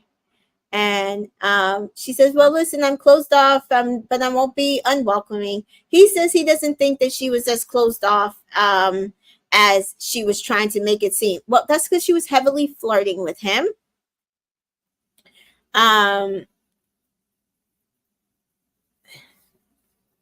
Wait, what are y'all saying about Kaylor? Oh, Danita says Kaylor's dropped him. Yeah. Uh, wow. Um, and then she goes to Kendall and she said, I told him I'm closed off and I told him about, and she tells him, oh, I said that stay wild sign is in the hideaway, and he's like, oh, that's so great. And I was like, oh, please, I need Harrison just to choose Nicole. Please, I need Harrison to choose Nicole because I can't stand this man. So the girls chat and Sierra says she does like older men, so he is her type. And Nicole says, we can all agree he's hot, but no one can compare to Kendall, she says. And I'm like, we do not believe you. And Sierra says guys seem uptight right now. So the guys are watching him play ping pong and they're all just sitting there. And those guys, they're always usually like playing around and stuff. Leah and Danielle are like, I can't wait to see him with his shirt off. And then it's like as if the Love Island gods were like, Harrison, go ahead and take your shirt off for the girls. He does take his shirt off while playing ping pong. And they're like, oh, look, his shirt is off. And Danielle's like, oh, I'm wet. And Nicole is Googling him. And it's just like, okay, this. I do not think Harrison's that great guy. Definitely not my type. He's okay. Like, I think probably too, like, I think he looked cuter last season. Somebody said it here. Like, his hair this season is terrible. Yeah, like, V says, I may be the only one, but Harrison is not attractive. His hair looked greasy. Last year, he looked clean cut. This year, he does not. And yes, the height would get me, but otherwise, no.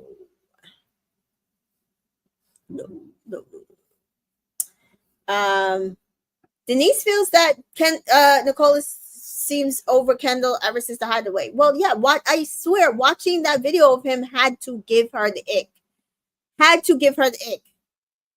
Because it would give me the ick. And if it didn't give her the ick, I'm side-eyeing her. I'm sorry. I don't care how much you love somebody. I would want to vomit watching him do all of that. It was immature and vile. So it's bedtime and Kaylor's like, Livy, come back. And we see Janae. So I'm so excited. He better come on.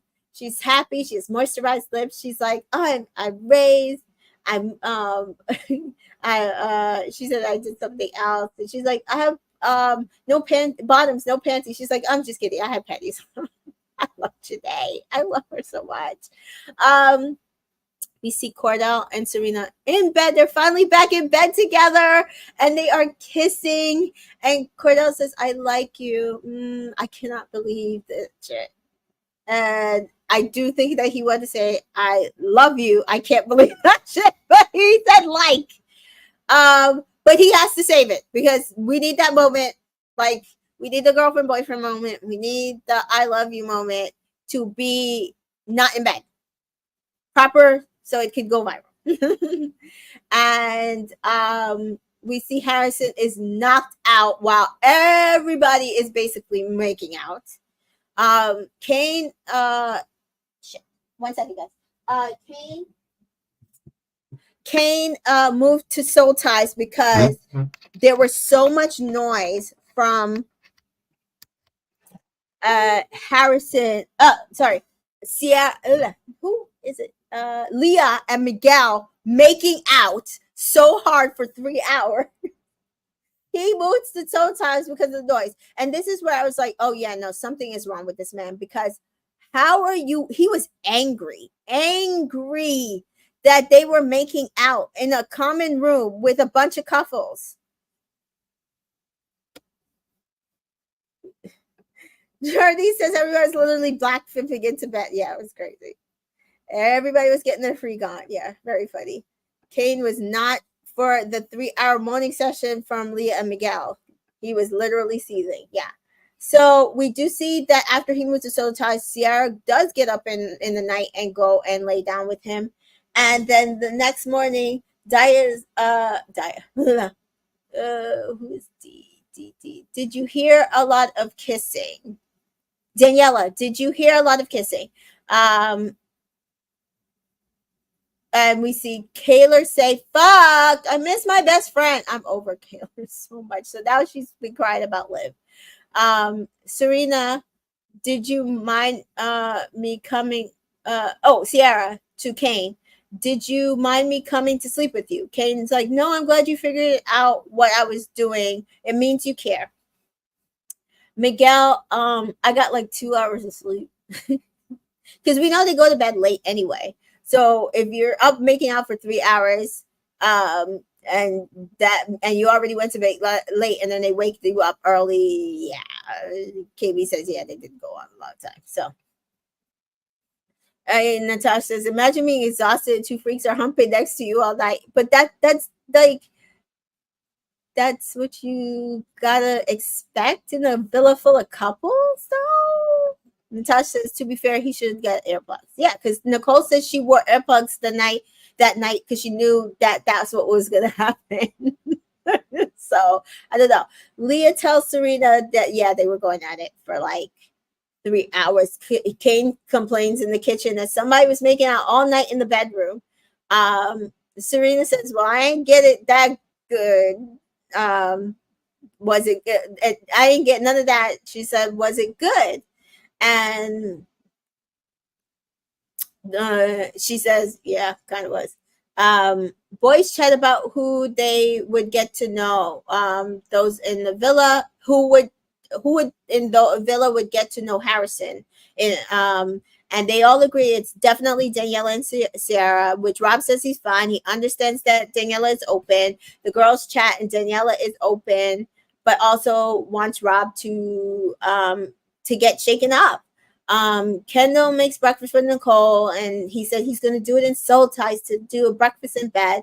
Cordell suggests making someone bring it up to them, and he's like, oh, good idea. So Serena gets asked if they were making out, and Serena says, yeah, we were making out, but stopped before it went too far because, self-control queen. And Nicole said, well, did you get fanny flutters? She's like, yeah, the fanny was fluttering. So they're still going really strong. Kane says to Cordell, so Serena and you more official now? And Cordell says, yeah, I mean, for sure. It feels so much more different, so much more official, so much better. And then he's has a plate in front and says, all right, let's throw some fruit on this plate and I can finally take it up there in safety. And Kendall tells Nicole to meet him in soul ties. He did not knock, guys. Kendall's so rude. How the fuck do you go into a room full of girls and don't knock? It was so inconsiderate. Somebody's like, you're lucky we weren't naked. So Cordell does come in and he says, knock, knock, even with things in his hand. And he comes in with the breakfast, holding it with tongs. And Serena's like, bro, why are you holding it like that? You drama king. And he's like, I have to be prepared. And she's like, well, thank you. And she does hug and kiss him. And he admires her swimsuit. And I said, this is how you know how connected he is to this girl. He noticed that this swimsuit was a different swimsuit. Mind you, this is day what? Well, how many days are we in? And he noticed that this was not a swimsuit she had ever worn before. Mind you, it was worn on another girl because somebody showed pictures of it. It wasn't worn by another girl, but he knew he had never seen this on his girl before.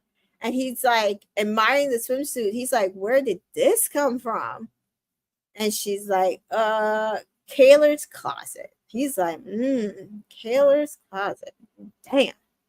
And I was like, I just love this because it actually shows like they have so much sexual chemistry. He is so into her and she likes that he is into her.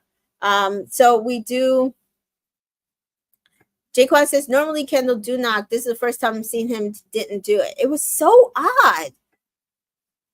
It was just I don't know. Like it was to me, it's you have to be careful. I'm sorry, like in stuff like that, just be more careful because really, like I would have felt bad if a girl was naked and I don't know. I just thought it was just inconsiderate person. Daniela says, I love that Cordell doesn't take this stuff too seriously. The plate scene was cute. It was so cute. K's Burner says that Cordell watches everything Serena does. That's what I'm saying. But he said that. He said, I could watch you from one side of the villa and you're not even looking at me and I'm just watching you like in awe and I just want to be near you and it just is sweet. Yeah. KB says it may have been an honest mistake at this part. Yeah, I mean it probably was. I just feel like it, be more careful. Be more careful. We do see that he does set up this breakfast in bed. Soul ties. And Kenny and Cordell bring up the breakfast in bed for them. And he's like, this is our fourth recoupling. So he's making it known, guys, we have longevity.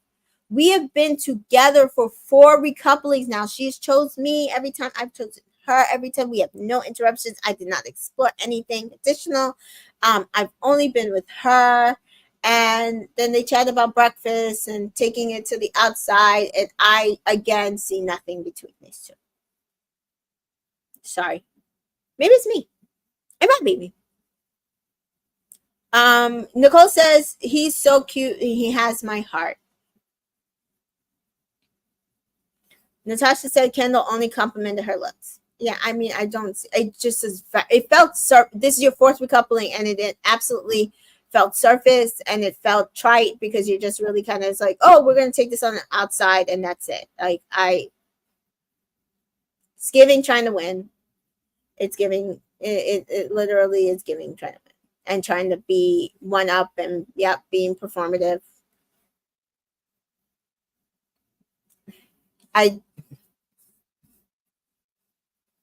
Sorry. And I just don't feel like longevity is a reason to vote for a couple.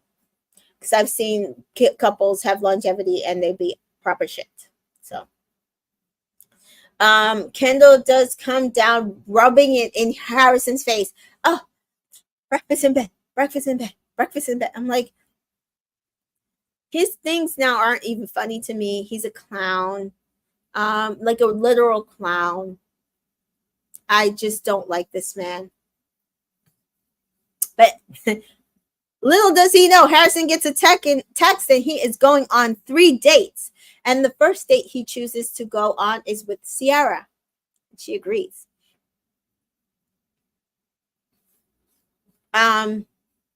Case Burner says, Kendall and Nicole's relationship is so vapid. I'm tired of watching it. It does feel vapid. Natasha says Kendall probably has a secret chart in his drawer of the number of couplings everybody's had. Oh, I could see that. I can see that, Natasha. I can see that. Shani says Kendall is so calculated. He knows exactly the number of couples Rob has been in, how many recoupling him and Nicole's in. He's been keeping track. Yeah. Oh, this is wild. KBC says at this point, half the guys are unlikable. Yeah, pretty much. Presley says, I voted for Leah because drama. Okay, here. Listen, I'm not saying for people not to vote me, Leah and Miguel. That's my top 3. I'm fine with that. Leah deserves. She did carry some of this season. I just don't want her to win. I'm sorry. I'm sorry, because not only do I feel like there are 2 connections a lot better than hers and Miguel's, but also, where does it say it? I can't find it. But yeah. Yes, Danita, Case Burner says, yes, Danita, I'm here for Black Love. So, yes, also that. And hi, Kenisha. Kenisha says, I made sure to vote for Janae this time. Perfect. So, that's all I want. Natasha says, no one should trust Kendall at this point. I agree. Presley says Leah carried the show on her back. Leah partially carried the show. I agree.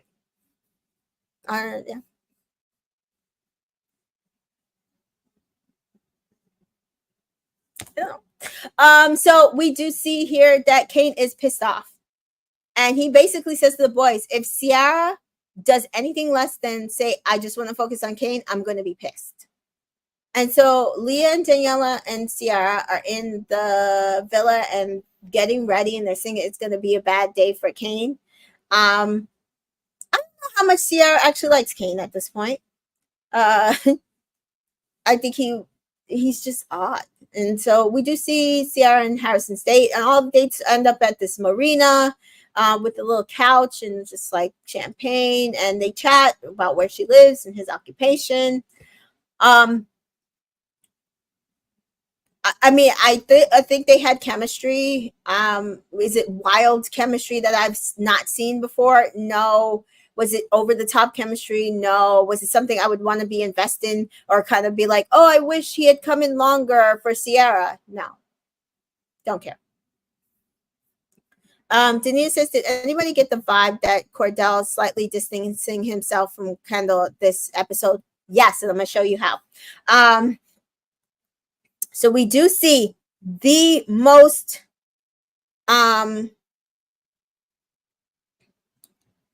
we see the most important, I think, scene in reality TV that one of them that I think we've ever seen when it comes to a Black woman and a Black male being in a relationship, right? They're just things that are culturally us, that we know as a culture we do for each other, and that we don't do, like, we don't necessarily have to do if we're in a relationship with other cultures, right? And so here we see Serena is finally, they're in the bathroom, her and Cordell, she's finally doing his hair.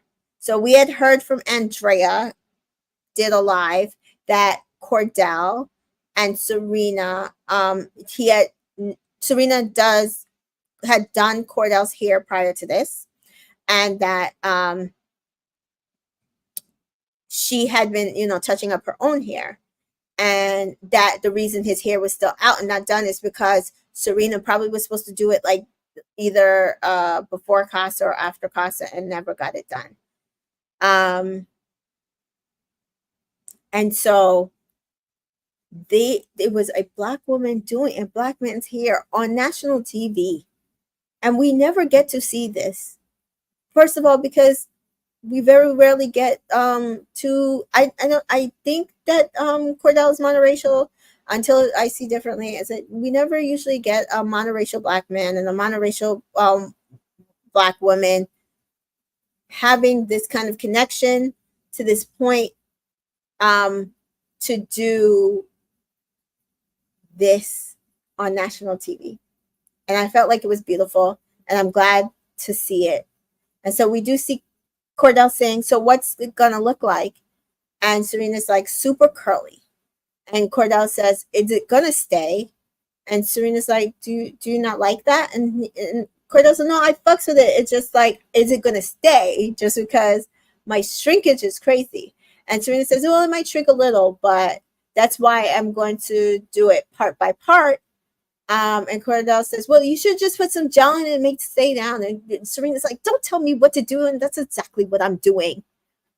And Cordell says, don't tell me what I don't need to tell you what to do.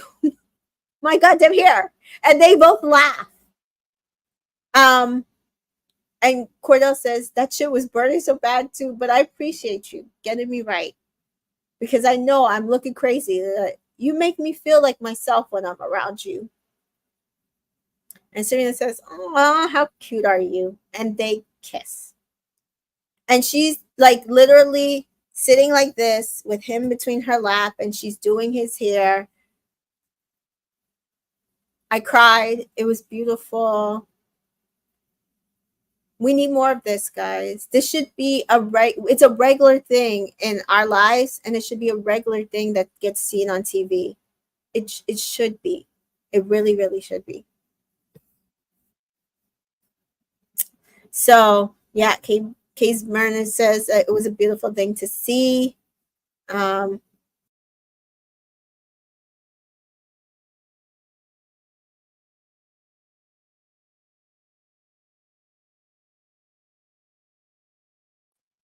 I hate when it's scrolled. Oh god. Okay, sorry about that. Um, Danita says that scene almost got me. So beautiful and so needed to see. Natasha says apparently Kendall Lebanese and black. Not sure that. Yes. I've seen pictures of his mom and his sister. Apparently, he is mixed, biracial. And Prochet says the curls were juicy at the dumping. They were. They were glossy and juicy. She did a good job. KB says that was cute. Case Warner says that hair scene was incredibly intimate and tender and so coded. And I love every minute of it. Hashtag not like us. Yes. Oh, somebody else said something similar last night when we were chatting about it, which is so funny. Shani says I could watch a whole hour of them. I so could watch a whole hour of them. I wish I was watching a whole hour of them yesterday. Miss Cedro says it was nice to see. Oh, she has a braiding praise crochet.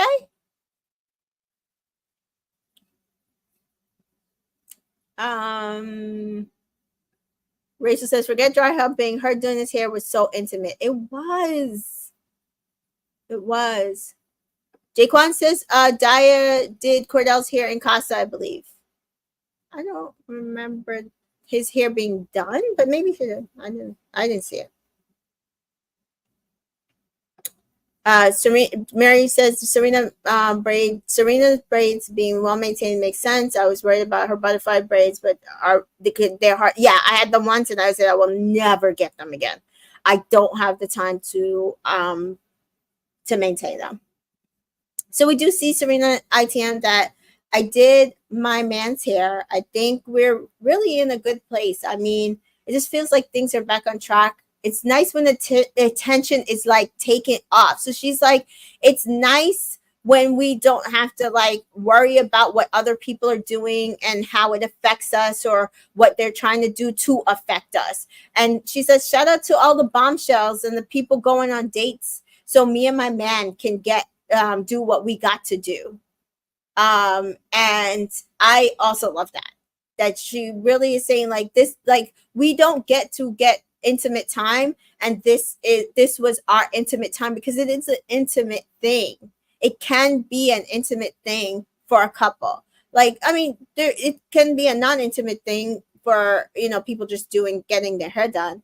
But yeah, it can be a very, very intimate thing. So it's like, she's doing his hair, she's touching his hair, she's touching his scalp, she's, getting him right. And then they're like just making out in the bathroom. Like it just works, it just flows. Like you're already so connected that that connection just continues. So they are kissing, we see next in the bathroom and making out. And he just like looks at the swimsuit again.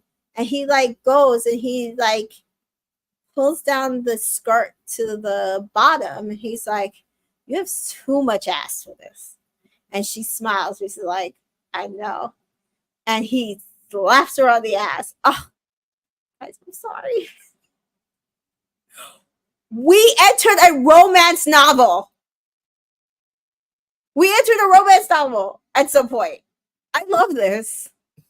I love this. Rachel says the ass snap was crazy. Like they cannot keep their hands off each other. So next up, the boys, Kendall and Kane and Miguel, enter the bathroom and they are, walking in, and they walk in on them making out. And you would think, instead of asking, should we come back? Are y'all done? Do you need more time? He's just like, ooh, hey, getting nasty. And then we see Cordell had like grabbed Serena and just like turned her away and kept like kissing her. And it's like, oh, everybody's coming. Come on in. And Serena says, yeah, sure, just come on in. And Cordell's like, you didn't even knock, but we could have been doing something. And I do feel like um here he is just saying, like, listen, I'm into my woman. Like, this is us. You're going to have to get over it. And I do feel like he's distancing himself from Kendall's bullshit. And Prochet said something. Was it Prochet? Somebody else said something that I thought was important. KB says, no, I think he was spending more time with Serena now and they're good again. And it seems like they're getting back to before Casa. And I do think he's getting to spend more time with Serena. And I do think, though, that that is kind of a kick rocks to Kendall, though.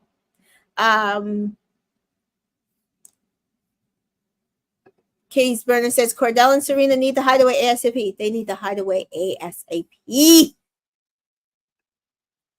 Dina says he's like a cock blocker. Like, he's such a cock blocker. Kendall's so rude. Like, see, they're having a moment and you could cut here any other time. Really. They were on the first of 3 dates. You could cut his hair, other people's hair after you find out if they're done. And Prochet's saying this here. You can see all the PPG distancing themselves. It's not just usually them and now it's just usually them and the man. Yeah. So like we said earlier, they were sitting on the date beds. Like, Cordell has Serena's feet in his hand and he's massaging it. Janae is laying on Kenny and he's rubbing her back. Leah is laying, like, sitting on next to Miguel, but her legs are up on Miguel. Like, they're working on their connections. They're not surface. They're being intimate. And I just feel like the other people are still there playing again.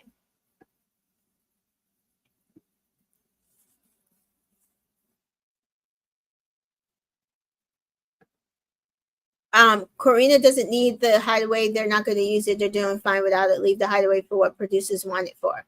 I'd rather watch them sit there and talk in the hideaway than watch some of these other couples pretend or go too far in the hideaway, to be fair. So that when I mean hideaway, I mean having an intimate time to just be by themselves, to do whatever they want to do in the hideaway. You don't just have to sleep together. You can cuddle, you can kiss, you can talk.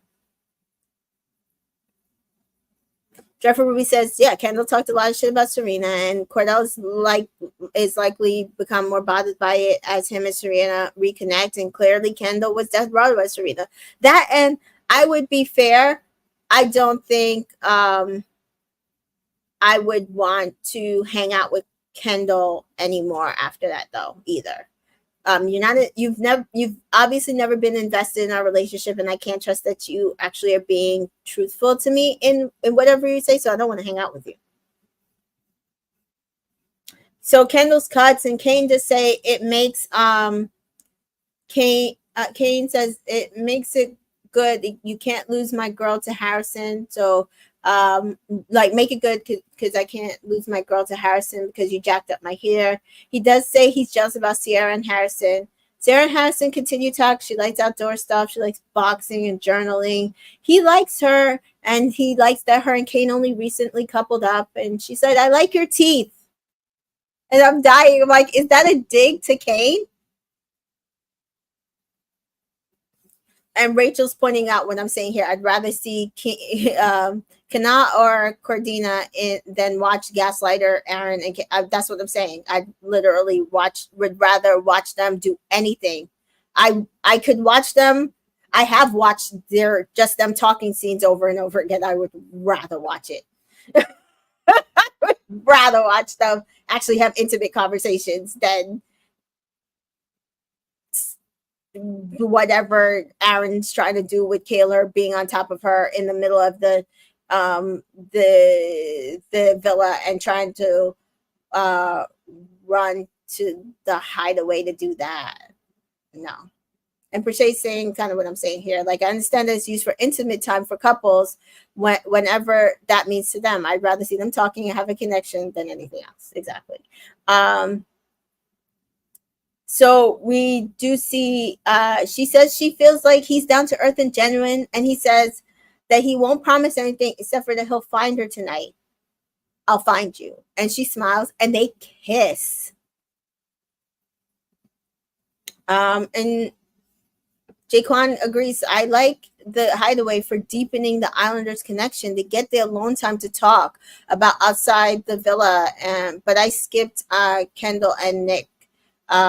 But she looks good though. She looked amazing. She looked amazeballs. She looked so pretty. But again, I mean, we have seen other hideaways. I think J-Lib, they did not do much in their hideaway. They really just talked. I like their hideaway, but we also know that they got two hideaways. I think Marco and I can't remember if Marco and Hannah got a hideaway early on where they just talked, and so then when they wanted the hideaway because they wanted to sleep together, they ended up sleeping together in the common room. Yeah. Mary, you're hoping for a lot. I hope production knows that the audience prefers love stories over drama the last week of the season. I hope they do too. I need proper dates. I need better dates for these people. They deserve it. Denise says Zeta and Timmy talked during their hideaway. Yeah, that's what I'm saying. Bridget, Destiny fell asleep. Yeah, well, I mean, I would too with the person that she went into the hideaway with. That was funny.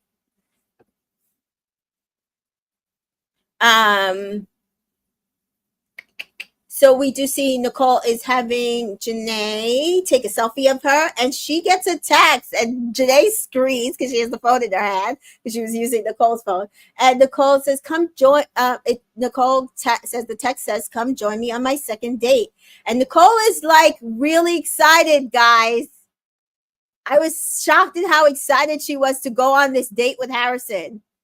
And she says, "I still want to look hot." And Kendall's pissed. He's like, "Dude, she told you that she was closed off." And she picks out a fire outfit. And he says, "I feel like no other couple in here has been tested like we have." Case Burner says, "I wasn't shocked." Okay, maybe it's me. Jaquan says, "I'm ready for Snog, Marry, Pie and the Heart Rate Challenge." I don't know if we're getting Snog, Marry, Pie this season. What would we begin like? Because what are they pieing people for? Like, I don't want it to bring up old things, but we should get the heart rate challenge. I'm hoping they recorded the heart rate challenge and it's tomorrow and then the dumping. Crossing my fingers. Rachel says Nicole really doesn't like Kendall like that. And Mary says, "Yeah, Nicole, you're not feeling us." I was just like, "Ooh, yeah, she don't really like this man." Danita feels like Kendall's fellowship. You haven't been through much besides Miguel. Exactly. And Perche says she can say she's closed off all she wants to, but her energy was not giving closed off. And Harrison said that, and I agree. Bridget points out something that might be a factor here. Nicole was bored. Yeah. So we do see she heads out on her date. And she's like, "Hi, this is so cute." And his eyes matches the water. So she's still flirting with him. And the champagne is popped. And Kendall is still cutting hair. He learned to cut it during COVID. He's going to somebody asked, I forget who's here. Oh, Aaron. Aaron asked him if he's going to ask her to be his girlfriend.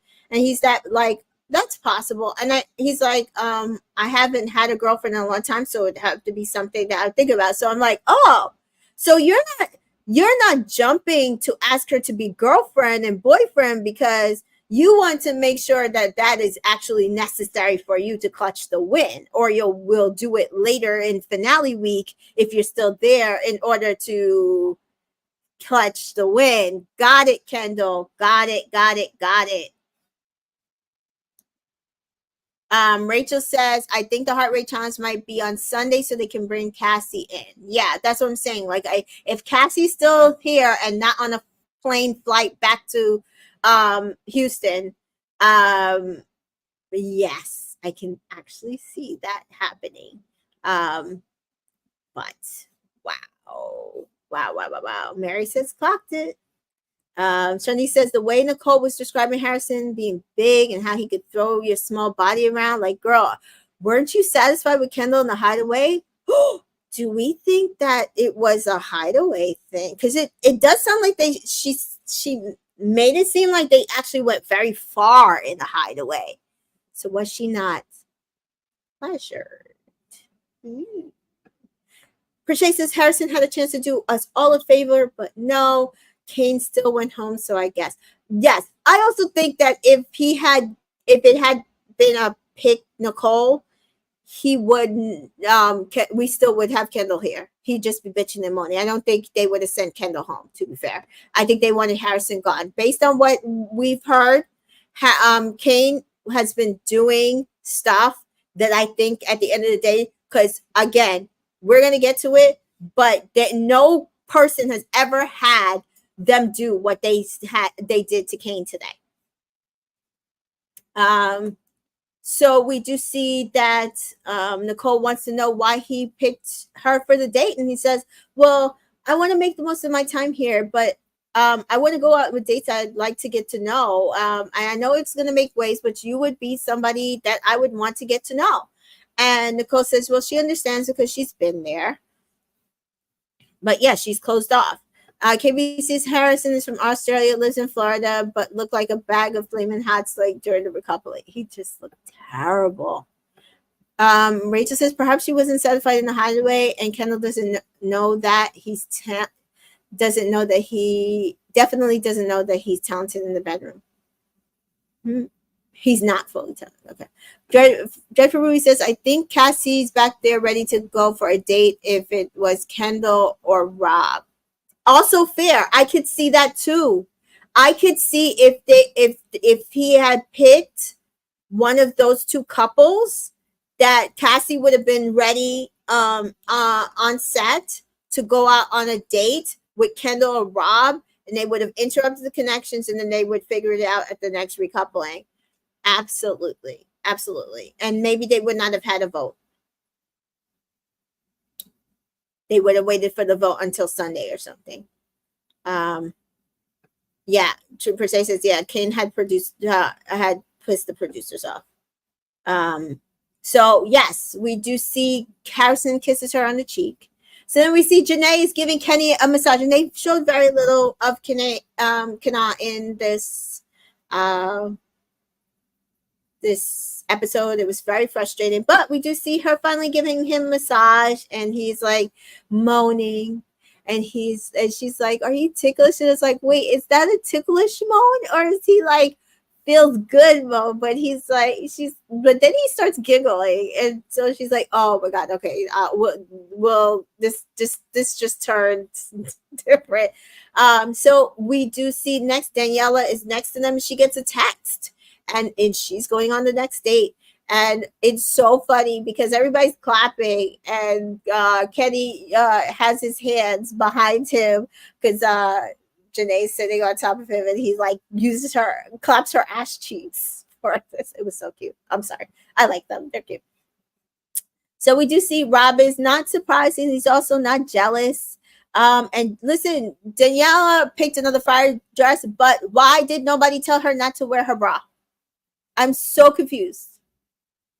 I am so confused. Rachel says, I wonder if production made Harrison choose Sierra because they want him gone. I also think that. I also think that's possible. Crochet says, I hope they sent her in. It's the last week. Like, let us enjoy our faves in peace. I mean, for real. Home. Oh, you hope they sent her home. Yeah, I'm over it. I just want to watch Janae and Kenny and Cordell and Serena and just be just enjoy.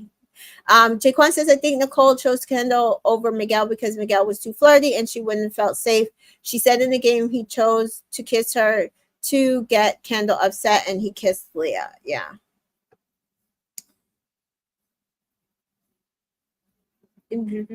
So we do see that Sierra returns, and Sierra chats with Kane first, and Kane wants to know if she was flirting with him, and he basically says, listen, if it's another chat with him, we're done. And she's like, so you're saying that if I get pulled for another chat or go to chat with Harrison, we are over. Like, this is done. And he's like, yes, that's what I'm saying. And she's like, this fucking guy pissed me off. I just met you like 2 days ago. We just coupled up last night. What are you talking about? And she's like, he's pissed off about another chat. And I couldn't even tell him that we kissed. And she's like, men don't treat women that they like this way. And I agree with her. And Danita points out something here that, like, if it was 7 or 8 weeks, then fine. But the show is about to end. Bring on the love. Yeah, we need that's why I said I needed us to vote these two couples into the final, and we need romance for like dates and romance and just fun times. Like, I just want to watch them have a good time until the end. So Nicole also agrees. Word in the streets coming through the heart rate challenge. Cool.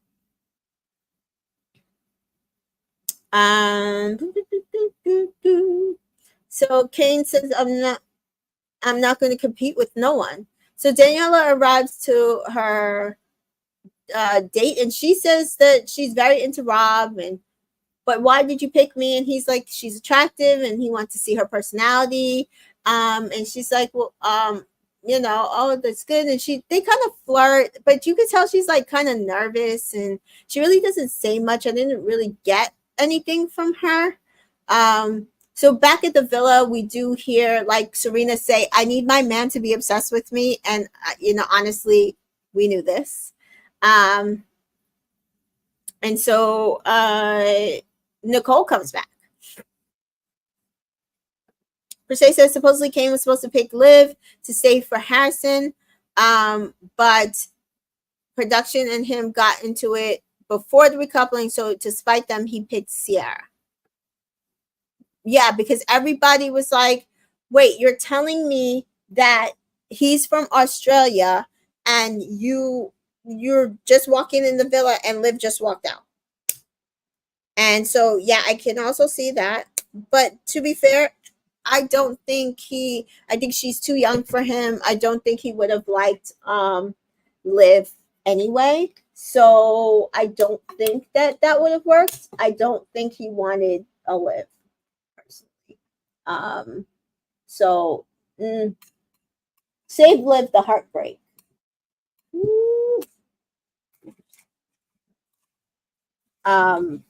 She's been through too much in order to like have to deal with these fuck boys like fucking her over, to be fair. Sorry, I have to light candles in my house because sometimes flies get in, and that's the only way I can get out. Jaquan points out something here. Never give a woman an ultimatum. Dania says, I feel like Serena, Cordell, and Kaylor and Aaron drama through production timing off, so now they're scrambling to put everyone in week 1. Yes. Yep. And Shani says, yeah, he didn't like Destiny. He definitely wouldn't like Liv. Nope. Not at all. And Perseus points out what I keep saying about Kane. I don't know how true it is, especially coming from him. Yeah. Jaquan says, how is Harrison iconic when he lost his girl to Mike? Thank you. How? He lost his girl to Mike, and then we made sure to dump him because him and Emily had no connection. We're so boring. They had sexual connection. I will give them that. But not something we wanted to watch on TV. Develop. And look who she's with now. Mike. So you keep losing your girl to Mike. Anyway.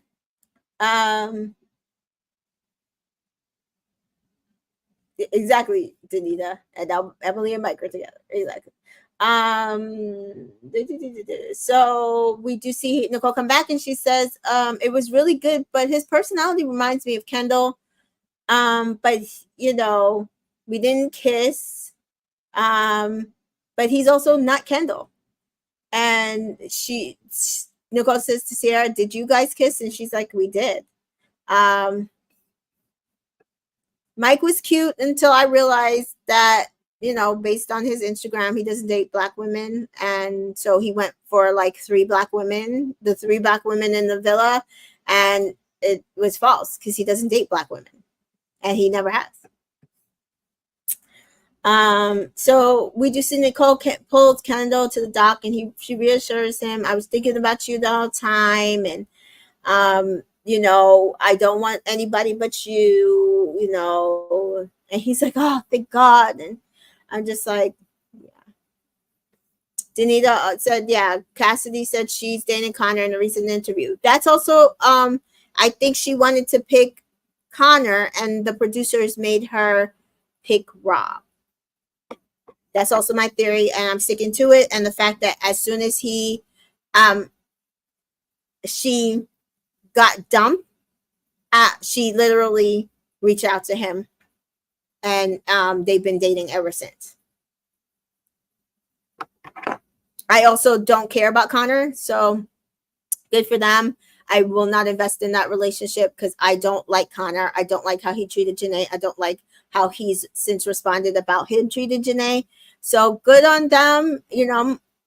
Maybe they found a connection. I like Cassidy, but I don't care about Connor. So Harrison returns with Daniela, and he says,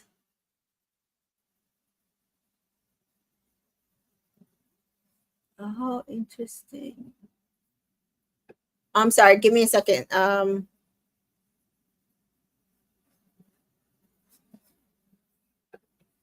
My Instagram just crashed, so I have to move it. Okay. Sorry about that. Yeah, so he said he's glad he chose the order, and the guys asked, did you kiss anybody? He says, I don't kiss and tell, which I appreciate. And they were asking him, like, won't he narrow down who did narrow it down to? He won't tell them. He's being very just mysterious about it. Cassie came in with Nigel and Kenny. She chose Rob and got dumped. The producer says, yeah, y'all can worry about that connection off the show. You're not going to win. Sorry. And so we do see nighttime, and Sierra is over Kane, and she's going to tell him, I don't like how you chatted to me. And Harrison and Aaron start chatting about jewelry, but Kendall gets a text, and it's gathered at the fire pit, trouble down under. Harrison, front of the fire pit, tonight you will steal one of the girls. Miguel texts Harrison. Miguel gets a text. Harrison, which girl will you steal and why? And Harrison says, quick 24 hours. Natural flow with this person. Attraction has to be the first thing. This person exudes elegance and class. What feels right? Girl, I would like to steal Sierra. Kane jumps up and stands in front of the fire pit, and Kane gets it. You are single and done from the island. You have 5 minutes to pack. Hashtag boy interrupted. Villa is shocked. I am not shocked.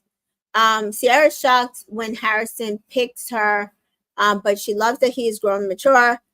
Listen, they gave this man 5 minutes. 5 minutes to pack and leave. 5 minutes.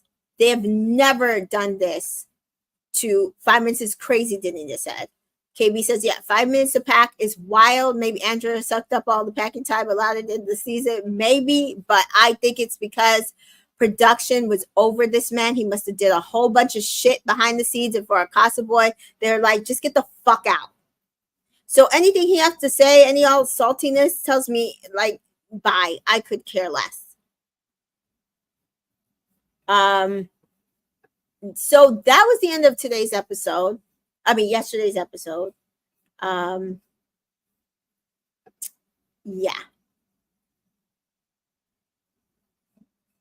So what everybody's saying, 5 minutes with nobody crying. Nobody is crying.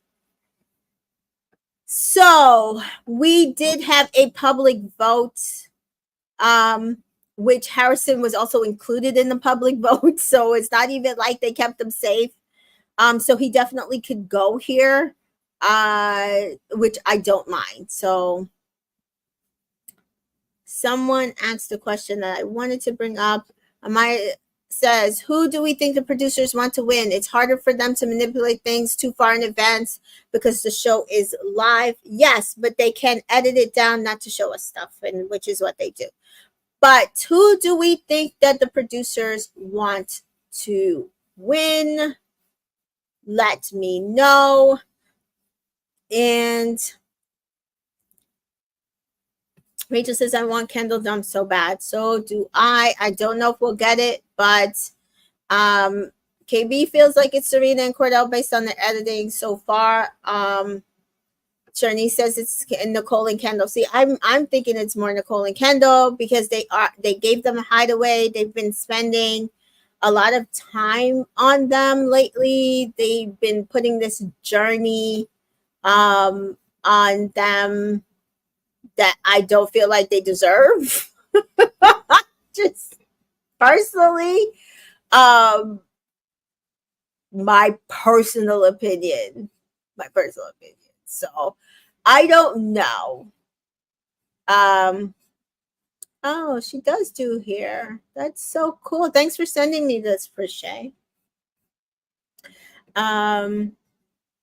So yeah, I do feel like they want at least Cordell and Serena and Nicole and Kendall to be top two. And Rachel said it'll probably be Harrison and Ciara gone, and they will make Kaylor. They will want Kaylor around for Family Day. Oh, Family Day too. We forgot about that. Jaquan says production, Kaylor and Aaron. I can also see this. They spend a lot of time on them. I just don't think it's working. Pache says they want Kendall and Nicole because they keep pushing them on us and it's not going anywhere. And I think they want Robin to the finals, but I don't think they can have both. Dina says they want Kendall and Nicole, but they can see that being Serena and Cordell, and that's why they got more crumbs of them yesterday. Yep. But notice we got nothing of Jana and Kenny, and I think they just want them out of the top two. I think they're fine if like one black woman is in the top, but two black women they do not want in the top. And Danita says, we will be able to tell once final dates happens. Yeah, that's the biggest tipper. True. Jaquan says, how did Rob not get eliminated by now? It's reminding me of UK Essex. Yeah, they are so into Rob. Like, it's weird. I don't know why. I don't know who has a hard on in production for Rob.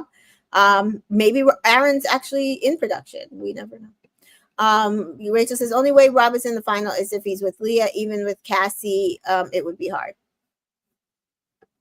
And Denise says, I think production loves Kendall. Yeah, I mean, I think he's been being their errand boy and helping them mess up people's relationship and throwing fires for them and then, hiding his hands. And yeah, they just don't realize we don't like them.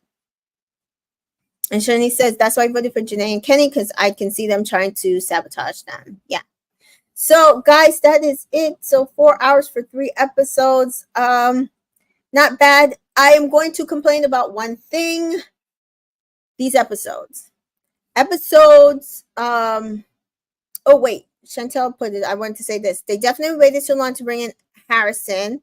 On After Sun, he said he was interested in Catherine and Nicole. They bringing him in after Catherine gets dumped and Nicole is closed off. And Nicole would have bounced over to Harrison. I do think it's possible if they had more time. Absolutely. Especially if she thought she could win. And same thing with, waiting to bring on Cassie. Like, I just think it's just weird to wait this long and think that we're all going to just start going off on them. Yeah.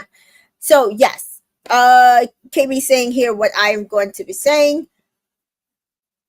Episode Monday was 1 hour and 30 minutes. Episode Tuesday was on 1 hour 20 minutes.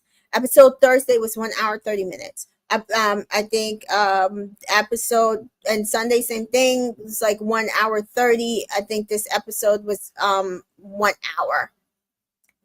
They could have given us an episode on Wednesday.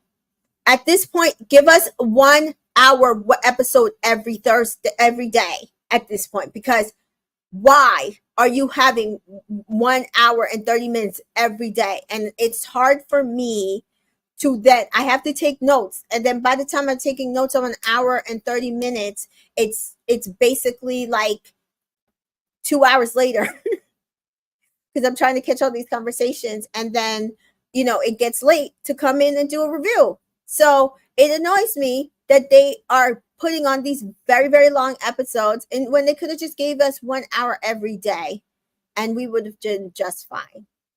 Thank you, Rachel. Rachel says, thanks for the review and like the video, everybody. Yes, like, and if you are new and you haven't subscribed, please subscribe. Joyful Ruby says, Cassie's IG posted a week ago about her going to the villa. Seems like the original plans have changed. Posted a week ago about her going to the villa. Seems like the original plan was changed for sure. Yeah.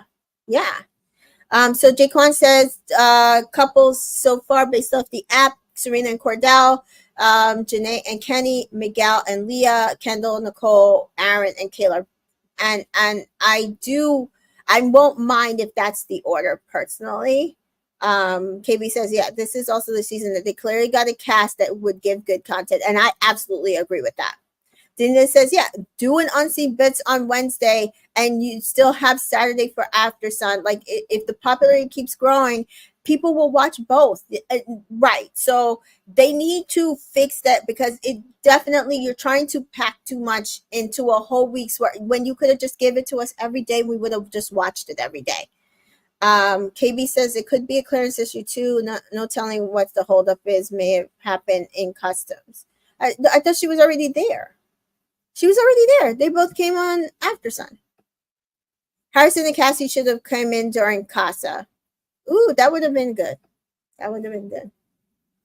So yes, as always, guys, please like and subscribe my channel, and also follow me on here, Facebook, Instagram, Twitter. Still don't got my Twitter, and TikTok. And so on Instagram, if you follow me, I do get press releases.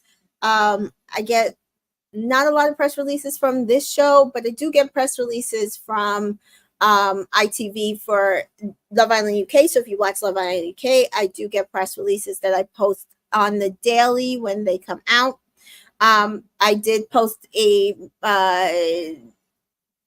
actual post when I got the press release that the finale date, so the finale of Love Island USA, is July 21st, next Sunday. So I do get little bits of information. I don't get as much information as I don't get tea. I wish I did. I get tea from Peacock. Maybe after this, ITV America will start giving us tea like they outlined for UK. But unfortunately, right now, I just get regular press releases like they would do for any show, which just names and dates and when certain big moments are happening. I don't even get press packs like I get for the incoming bombshells, which is annoying. So yes, Bridget, this is great review. Thank you. Jaquan is ready for Love Island Games. I'm so ready for Love Island Games. I think we're gonna have a good cast this season. And Jaquan says, great review. Love the authentic and blessing. Thank you. And on that note, I will see you later. Bye.